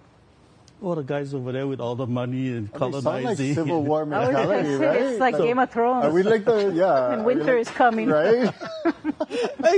So part of our change is to call it what it is. And then to call them out and then tell them why it is. You know, so that we're clear about this. And that's why I talked about the political history that removes us from this, because it is fact. So I'm going to call it out. The U.S. is sitting right there, and I say, yeah, they overthrew us and took us out of the potential for having been in his body to have discussions. So, yeah. So, okay, global north. We'll call them, Yeah. Global north. If we're global south, then we're all in the Kanaloa hemisphere, right? Yes. Yeah. Because northern hemisphere is Kane. Kane. Yeah. Well, talking about kinship. Yeah. But yeah. And then there's the Wakea band, which is right in the middle, which is the balance, which we happen to sit in. And so does Tahiti and all the rest of them around the equator. I mean, we're reflected. I don't know how to answer the kinship question, except to say that we come from the ocean, we mimic the ocean, or we are a product of the ocean. So everything has to go through that whole process of the earth becoming itself. It happens again when we're in our mother's womb. Mm-hmm. And we go through all of the evolutionary things from when we're 2 cells, and then we become, one, and then we explode. That explosion is like the Big Bang, actually, and making our planet and solar system. It's all the same. It's all the same stuff, and it's in us. So it behooves us to take care of those things that continue to give us life. Because just because we're disconnected from our parents and our ancestors physically, it doesn't mean that we're mentally and spiritually not still connected. Yeah. And then it also means we're still connected to those people coming yet after us. We don't think of it that way because they're not here, but we are. Yeah. So, yeah, and I like the haumea thing when we talk about haumea a lot of times, and how all women are haumea because we're all born with all the eggs we'll ever have to make children. So that means I existed in my mother, my my mother, my grandmother, my great-grandmother, my great-great-grandmother. We all existed, all of us sitting in this room, existed when the first female became the first female. And so there's no way out. We have to be very cognizant about the health and well-being of those things that give us life, and give us the opportunity to create life. And it's the ocean, the Kanaloa part, that gives us balance, and then that interaction with Kane and Laka and all those processes, they all need to happen, and they've been happening way before man even came. We are the muli loa of all of the other things that came first. So, yeah, I think it's just, in terms of kinship, it's actually bigger than that. The thing about indigenous people is we know that because it's our origin story. Yes. And all those others in the north, Yes. the global north, Global who north. have forgotten, are lost. Yeah. And it's almost, our job to help them remember Yeah. that we are connected, whether we're indigenous or not. We're all indigenous to this planet. So it's so important to make a stand.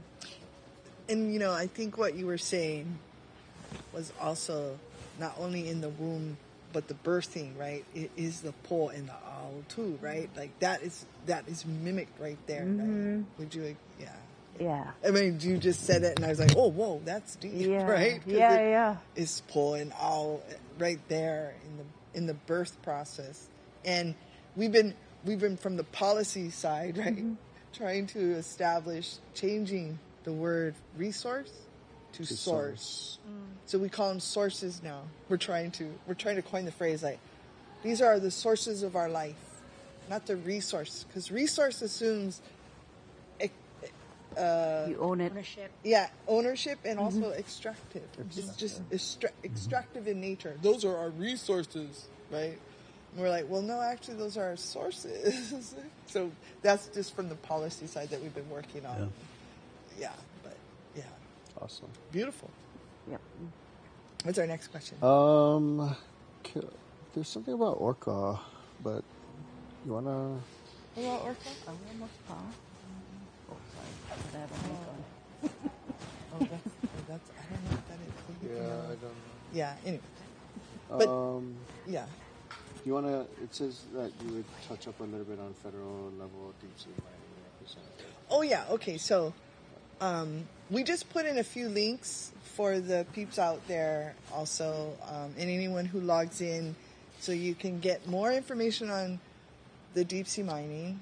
Also, Representative Case, Ed Case, had submitted some bills to stop deep sea mining. Oh, also, the state legislature has also put forward a bill to bar any deep sea mining and extraction in Hawaii. But as Uncle Sol is pointing out, there is that high seas question.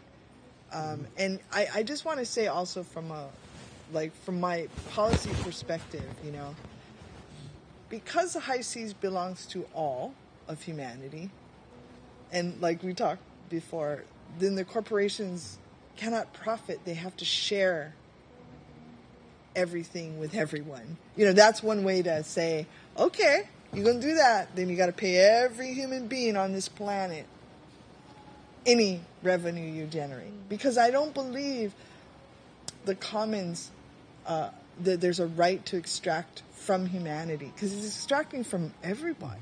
Anyways, I'm just saying, you know, like from a policy view. But those are the three things that we're looking like to share with you folks to get more information and see what the state and the Fed laws are, and look more on what Uncle Sol is sharing with you right now. It's a big thing and will affect us collectively. Do you want to elaborate a little bit about Representative Case's bills, the American Seabed Protection Yes, Act? yes. So his is he has two bills. One is the American Seabed Protection Act, and the other one is the International Seabed Protection Act. And these are hopefully to at least educate all of our lawmakers that this is something that's coming, and he's pushing for us not to do it in America, which is a good thing. It's you know, the more it's not done. And Uncle Sol, who else are the other corporate guys that are saying no? Like, isn't it Volkswagen, Germany? Yeah. You said that, yeah. There are other corporations who are currently looking at alternative resources for the green economy, finding new ways of making batteries that have already made a commitment to not use any of these nodules and metals that are being mined as their demonstration of trying to help this situation. And so there's some Japanese car makers, some of the really big car makers. Yeah. I don't know. Yeah. I think it's like Subaru. Them, I'm not sure, but Subaru. Did you hear them? But that's a good thing, you know. And then I just before I left Jamaica, there was information that went out is that Tonga is another of our cousins that are supporting deep sea mining. Yes, and Tonga is a kingdom, but someone did some of the math about what would Tonga benefit from the mining if it were done by this mining company, and it came out to that they would be making something like 30 cents for so many metric tons, you know. Oh my God. And that would be their share, you know. And then yet the large portion of that share would go to the corporation that does that. So we need to ask the question, and Tonga needs to ask the question, is that the kind of Cost benefit? benefit that you are considering for your nation in this act of mining that's going to be destroying the ocean altogether, you know? So we need to have conversations with our cousins, our Pacific cousins, and we need to transform that conversation into one that is unified, and then that the International Seabed Authority needs to hear all of this, so that I'm hoping that by July and August we might be able to take a larger delegation of Pacific Islanders who have been silent for a long time to really help elevate that voice in that body. So, yeah. Thank you, Uncle Sol. Also, just throwing it out there, FestPac is coming up as well. I think that's an opportunity to shift the mindset or educate Pacific Islanders about the ramifications of mining modules, or even asking them the kinship question. Like what is your kinship to the ocean or to Kanaloa? I mean, Uncle Sol, as you're presenting about how our queen helped codify it for us, even when she's gone, right? Even when many of our kupuna have lost track of that knowledge or that ike kupuna, the queen preserved it for us and was pretty forward thinking to say at some point you're going to need it. But I think the colonization also of the Pacific has been a challenge for us and everybody else, to restore our memory and our kinship memory, right? Like restore the Kanaloas is our, ohana, everything our ohana. But they do understand all the other parts of and how we're connected. So we should be able to. Sorry, don't mean to cut you off, but otherwise it'll go out of my head. Yeah, no. But restoring that kind of Kanaloa knowledge is not easy because it goes straight to historical trauma and ancestral trauma. And a lot of us don't even want to go and sit there. It triggers a lot of things. And then when we go up to talk, all we can do is cry on the microphone because we're so frustrated and overwhelmed at another onslaught of something that's coming. I mean, talk about kinship. This is something that I'm experiencing, you're experiencing, that we've experienced repeatedly over and over again. And that's the Kanaloa, right? That's the way that Kanaloa is. It's our instinctual thing. We want something, we want the right thing to happen. But we also are cautious about exposing those things and having to work through them. And so I'm not saying don't do it. I'm not saying that at all. I think we should. And we need to if we don't. Otherwise, if we don't, things just keep happening and we can't learn from it. Like anything else in our, I think anything else, there's a protocol in executing sometimes, right? When it comes to that type of process, I think that's important. Like, how do we release stuff? It's like that's so important too. How much do we want? Well, I'm thinking the North again, the global North. This is where everybody is, those corporations, and we're global South, where our Na'au is. This is where we come from. So the irony is, we all know each other because it was just kind of trying to do our thing, right? And then something bad happened from the global North, and then we all kind of bond through that. You know what I mean? Like we all have that. We all have that, right? We all know each other. Yeah, true. Through that healing through the trauma. So I'm gonna mahalo nui. Thank you so much. No, don't be sorry. This is very important to get you guys mana'o out there. Thank you. I'm gonna see if I can field some questions right now. Get some questions from our audience. I'm gonna see if we have some from online. I have a comment from someone online, and I'm not sure, of course, he mentioned your name, Luella Leonardi. Not sure if, glad you were and are there, Saul, and yes, it was not easy back then, back in 1978. You came to Kahuku, and at that time, Turtle Bay was conducting a mineral rights conference. Remember that, Uncle Saul? We have mineral rights. What I was told then, the steam is water and water is steam. You also know that, this is Luella's comments, you also know that the Papahana Moku boundaries does not have my support. It is the law of the sea that are our boundaries and Koleana. That's interesting. Yeah, so right on. Yeah, so this is how the earth has been divided. And it's the global North that divided it all. Okay. So we have different jurisdictions, okay? So the state of Hawaii has an area 3 miles from the shore. That is the state's kuleana of ocean. The United States has 200 miles from shore. So they go out 200 miles. So they drew another circle around the state and the entire archipelago of Papahana. That's all Hawaii's jurisdiction under the United States. Okay.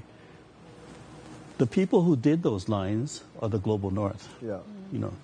So when I tell you that the mining is happening in the area that's called the high seas, they decided that since the 200 miles left these pukas of nobodies, then they're going to call it the high seas.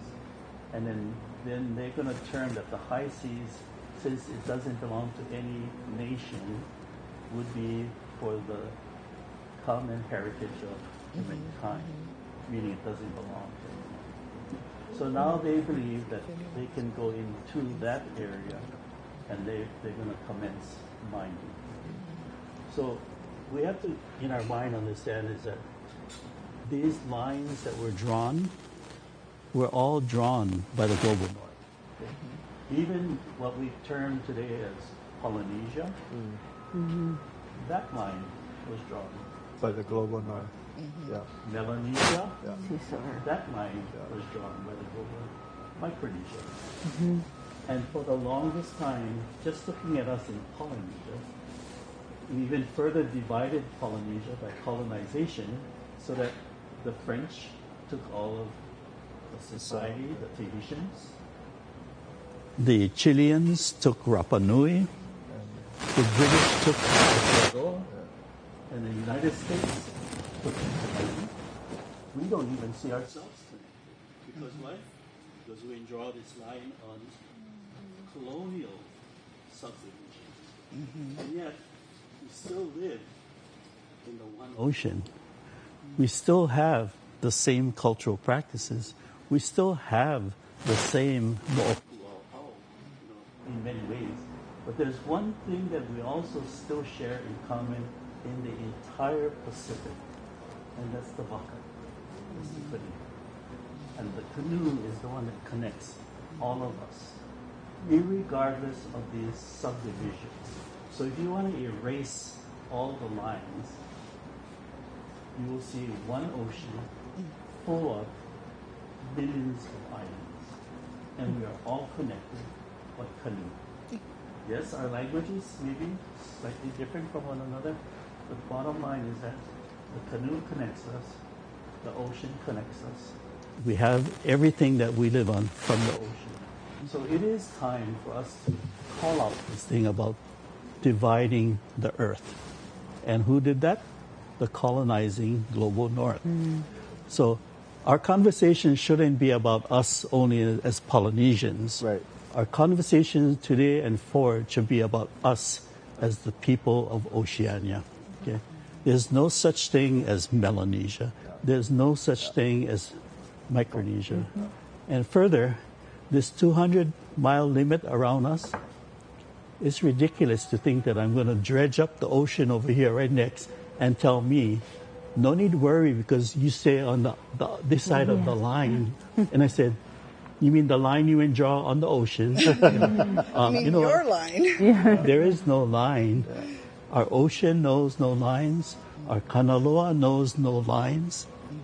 All of what we live in knows no lines. So how are we supposed to conduct ourselves under the global north's subdivision of our ocean? We have to erase all of that. So. And just as recently as last month, we saw one example of that with Aotearoa, Tahiti, Cook Islands, all coming together to sign a treaty to give personhood rights to our Kanaloa, right? Not that they is at the Kanaka level, but in the socio-political arenas, that then is one little step to being able to have stronger protections, have some enforcement.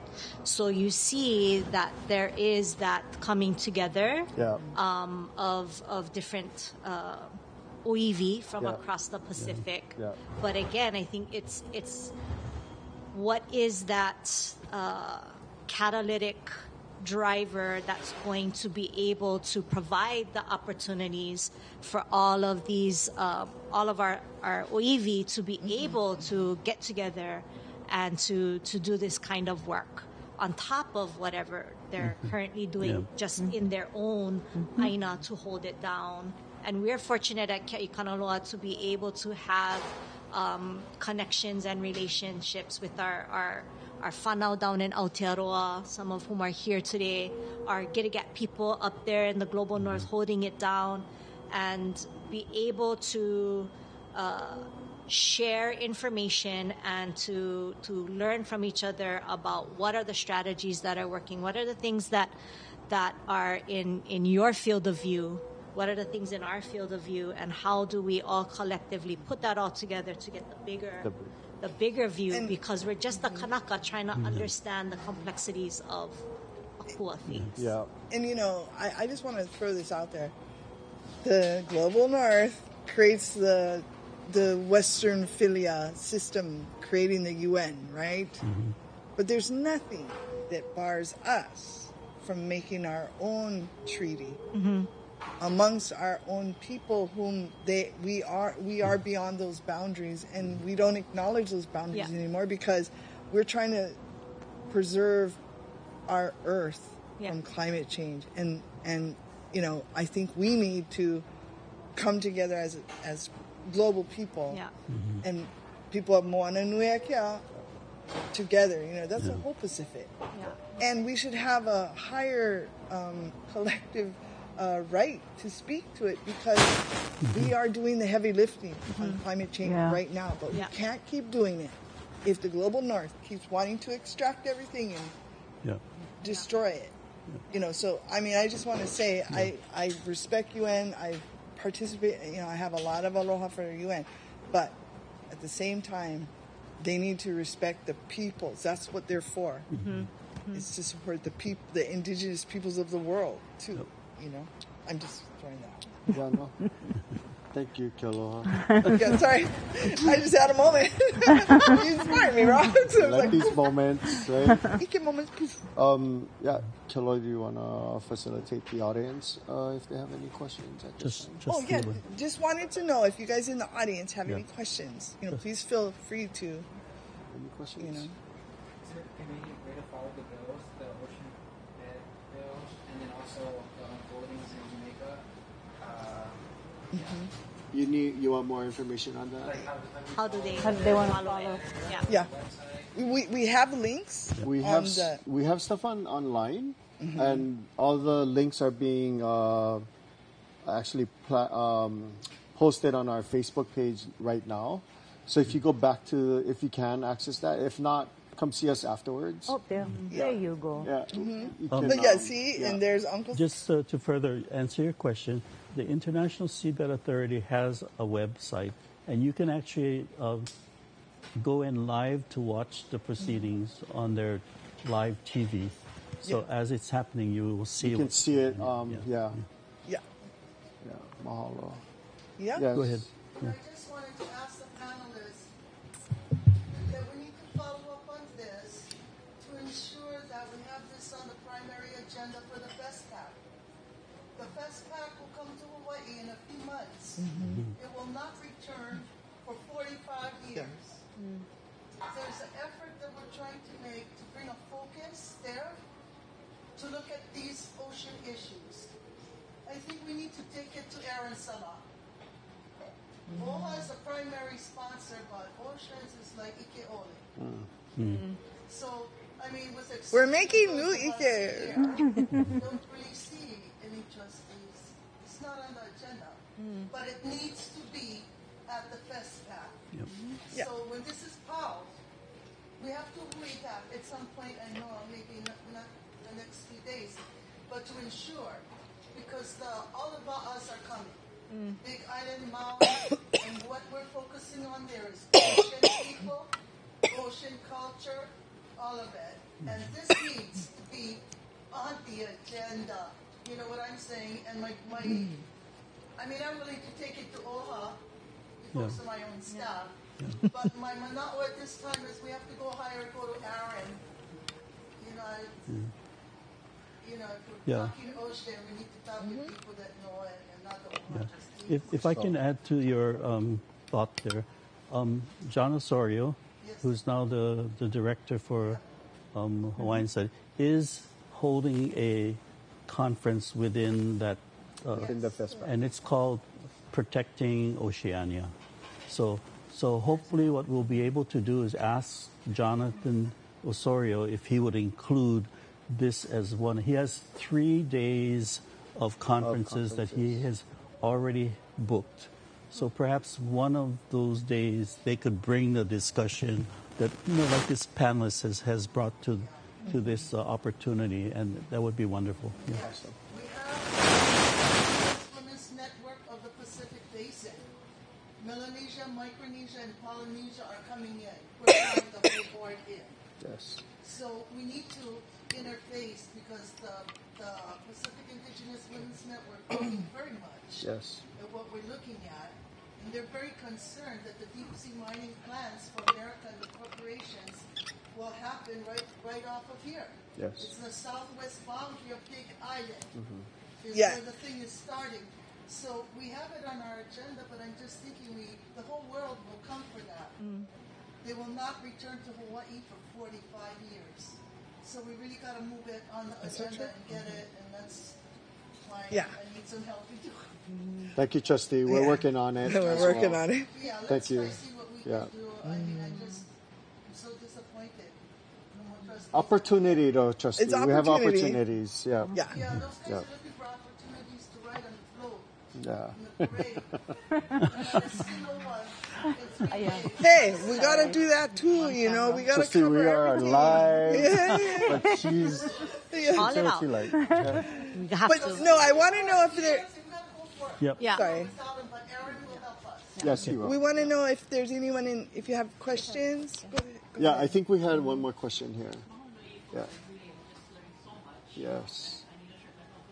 Yes. So I wanted to ask Marcelo, when you're talking about the 170 nations, have you found any Pacific Oceania nations that are parallel to the way that you're thinking, or that intersect? Yeah. What are those biggest things that you know that you can lean on, or those things like, wow, we got to have a discussion? And also, are there cultural practitioners and people from the science world that's sitting at that table as well? I just saw this whole decolonizing conservation in the Pacific months ago. They had this panel discussion. And so these thoughts are coming to me as from all of you folks. Yeah, so the body is confined to discussing ocean rules and regulation. So it's not a body for decolonization. Yeah. But the way that you get in here is that you have to be accepted to the meeting by the Secretary of the International Seabed Authority. So I was invited to go there with Greenpeace. So Greenpeace International has a seat at the table as an observer. And so when they heard me speaking about deep sea, they said, "Oh, we want to invite you to go to this body." And I said, okay. So when I went there, I finally realized why that body was so important, So what needs to happen is that the conversations with other Pacific Islanders that are seated, we do have support. Yes. So we've got the Federated States of Micronesia. We have Palau. We have a mix between the Cook Islands. Of course, Kiribati. Let me tell you the nations that are currently supporting. So Kiribati, Nauru, Tonga are the island nations that are supporting deep sea mining. But we have nations that are not from the Pacific that are also supporting the position of no mining or moratorium. Put a halt on it until we know much more. The meetings are really about negotiations and trying to have conversations. So when there's a little break, I will go on the floor and I will go talk story with these different nations to to kind of, this last meeting, I went to introduce myself to the Greece delegate. Yeah. She was convinced that there's no way to include this idea of intangible part of cultural heritage. And by the end of the meeting, I had her convinced that she says, I said, are you open to consider that if we're going to make improvements, the body needs to change? And some of it means changing their rules and regulations that created them. Because why?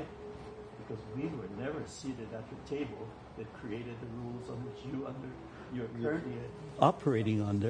And you're asking me to come under your rules, and it's hard to fit in. Mm-hmm. So are you willing to open this process? And she says, you mean change it? I said, yes.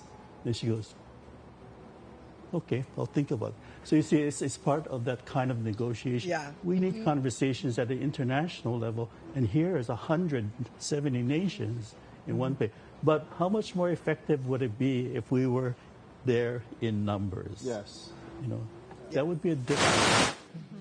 But so I'm encouraging us to step into the arena of which we belong, which is the international arena of nation states. When I went there and the United States was there, I immediately went to them, the delegation, and introduced myself to them. And I told them, I am an indigenous Hawaiian person from Hawaii, and I'm here to represent our interests and connection to the deep sea. And I wanted you to know that I'm not here to represent you. But neither are you here to represent me. Good. You've cleared the dust, so we know where we stand. But that's the kind of place that we need to be in.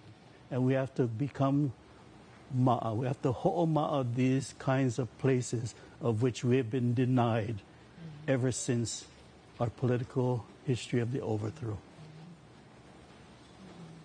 Thank you, Uncle Sol. Anybody else? Yes. Okay. Uncle, where did you get this shirt? Well, do you know that the ship was coming to Hawaii? Yeah. And we had 4 days no. They were in the Clarion-Clipperton area, and then Greenpeace called me and said, we're tracking the ship, the metals company ship, and it's steering to Hawaii. And on their current course, they're expected to be in Honolulu in 4 days. Yeah. They said, do you think you want to do something? I said, yeah, absolutely. We're going to stop them from coming in Hawaii. How dare they come here without asking us, So we had shirts made. I had a conversation with Nainoa, with Archie from Lahaina, Hina, and we all ho'ohui. We said, is this something that we need to stand against? And we all agreed. And then we called everybody and organized an action, and we were there at Sand Island with Hikeanalia and all of the people that came on that short notice to stand against this ship coming into Hawaii. And guess what? The ship didn't come. Never come. And Trustee Ahuna from Kauai joined to speak. Yes, Trustee came as well to speak. But it was that kind of, we have to mobilize, but not only at that moment, because that's action that has to happen immediately. We need to be planning. We need to be participating in these processes that are going to take time. And so unless we get into those processes, then we're going to constantly be reacting to this. And we shouldn't be reacting. We should be participating, planning, and to transform. So what you're saying is you got to come and hang out with you before you get a shirt? Yeah. Oh. That was a good question. Where can they order them? Well, we had this made just for this that moment, and we kind of just gave it out to everybody that was there. So I'm just happy I have mine. But I thought maybe somebody maybe can make some more. I should wear it today. Yeah. You on it, and then you get it to us. Yeah. Okay. Yeah. Mahalo. That's how. We can make shirts more. We can make more shirts. Yeah. But it's more than T-shirts, okay? Right. It's calling to action these ideas of participating because the issue is very important. And it requires us to have, so elevating this opportunity today is awesome. That for all of you here, I hope it has helped you to understand why we need to be involved in an international discussion about mining, which is tying us to our cultural connection, to our place. And even more, it's part of perhaps the answer to improving climate change as a condition, So, Yeah. but, yeah. Thanks, Uncle Sol. Yeah.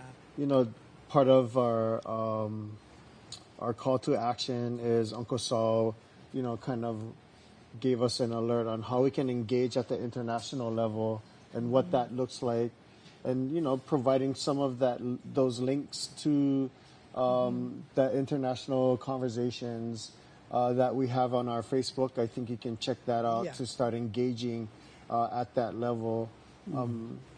As we wind down and close up our conversations this afternoon, Kalei, you have anything that you'd like to share about, a call to action or something to our lahui or to our neighbors about how we can get involved and how we can participate with not just wearing our shirt, but also what is that action that we could have? Education. Get learned. Get learned. Yeah, that's so important. Yeah. Talk to people. Come to these things. Social media can be a bane of our existence, but actually it's very motivating. It's a motivator too as well. You can motivate a lot of people. Yeah. These are good conversations, but also you have to come with some backup about stories and genealogy, and you have to have your evidence that this is something we deserve to be at, and proof of the fact that I can speak about these things in the ocean because I am a part of that. Or this is sacred because instead of this is sacred, there's the ... You have to have the answer after that. So I think that's important too. And join. Yeah, join. Join. That's so important. Yeah, Roxy, you get anything? Come on, Rox. Well, I think part of the dilemma for everyday all of us is it seems like it's never ending. The onslaught of things we gotta. I gotta know about this. I gotta know about this. I gotta read up on this. I gotta sign this petition. When is this bill being heard? All this kind of stuff, right? So it's just this huge tsunami of things that it can feel like, and I think maybe part of the remedy to that is to figure out where you can plug in. What is a connection that you have to either your ohana, your passion, because that's what's going to fuel you to kind of get through the monotony of reading all the information, of getting through all the bills and understanding that. And that system is meant to make us confused and frustrated and discombobulated and detached, right? And so once we understand that part, we kind of see, we have that kanaloa akea kind of vision. And one thing I think that we can all start doing in our little way is giving ourselves permission to be a little bit more aggressive in how we position our ike in the bigger scheme of things, whether it be the global north or whatever. FESPAC is a good example where you're going to have all of these cultural practices on display, right? But I think they use the image of the iceberg a lot to communicate this point. That's the surface things that people see. What is not going to be on the front page of that magazine or that soundbite on the news is everything underneath that practitioner understands and took the time to learn about in their environment to be able to engage in that practice. And so we have to be a little bit more assertive in establishing I hate to use this word, but that's a word that they understand, the legitimacy our ike in attacking the problems, the issues that are on the current, and being able to see ourselves as those knowledge keepers, and to work towards that kuleana of being a knowledge keeper. Even if you're not like at the high level of certain predominant knowledge keepers, maybe not everybody's going to be a mo'o lady like Kalei, but there's certain things that you can hold knowledge for and make sure that it goes in the loa, right? That kanaloa space. And to advocate for something that we call like the AAA card, right? Which is, and my mom got it for me when I was just starting to drive. You know, AAA, like if your car broke down, you call it, right? I don't know what the A's stand for over there, but the A's in this aspect that we've come to weaponize in our strategic workings is authority, access, and autonomy. So we need to start looking at all of these issues and understand it through that lens. Who has access? Whether it be to the kanaloa, to the political arenas that decision making is happening to the financing. Who has authority over how those decisions are being made, how access is being granted or not granted? And who is having autonomy? And where is our autonomy to be able to enact on behalf of our akua based on our ike? We need to have the AAA card in all aspects of everything that we do. That's what it's going to take for us to shift and put the kanaloa back in the center. And we cannot be as passive as we were previously, and the passive it's not a knock. It's not a dig or anything, but that was the strategy that I think we needed to take at that point. Now we have to be really assertive. We gotta pull from the fire of this island. We need to pull from our ku side, with the foresight of our hina side, and be able to demand that AAA card in all of the spaces that we work in. Even if we're getting just a little bit of all the A's, we get lowercase a. We're starting from something that'll lead to the bigger, right? And the more of us that hold that card, that's when we're really going to be able to collectively shift in huge, huge ways. Mahalo. Uncle Sol, can you take us home, Uncle Sol? Any last words for us today? Yeah, so I think it's clear that we have an inherent responsibility because the Kumulipo is our mo'opu'auhau. It is our genealogy. And as the people who are the beneficiaries and part of the mo'opu'auhau, we have the responsibility for its protection and its care. So we don't have a choice. Right? But I think what is important to understand is that there has probably been no time greater than these times when this needs to be shared, when this needs to be understood and implemented, because the global earth is calling for help. And I think our kupunas knew that there would be a time that we would be called to help. And I like to think that this is why this time is important for us. And we have the genealogy that gives us the AAA card, you know. So know that, and then participate in any capacity you can, knowing that any participation with that in mind, and carry a kupuna with you, you know. They're right here, they're right with us, and don't be afraid to step into arenas that we are not ma'atu, you know. But I always step into arenas knowing that somebody's leading me there rather than me maha'oi, you know. So there's a difference, maha'oi and being led to that, and discern that. And when you're being led into spaces unfamiliar, just know that it's okay. Our kupuna will take care. Yeah. So, but we got to keep moving forward. Yeah. Mahalo nui.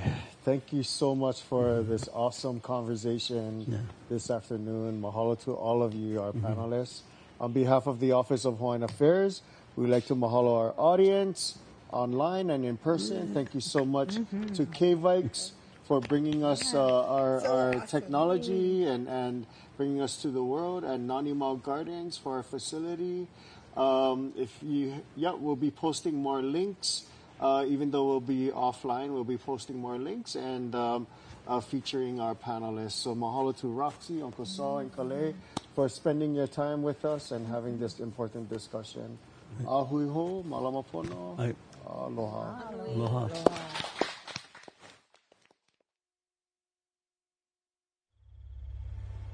In our mind, there is no division of the seas.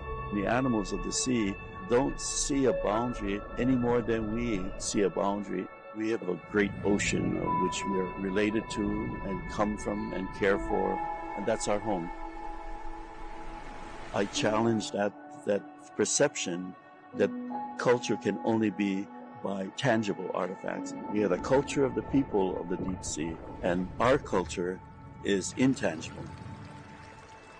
Just to think that all of the different kinds of creation that is related to the deep sea will be disrupted, and then ultimately disrupt potentially the food chain of which now we have subsisted for millennia.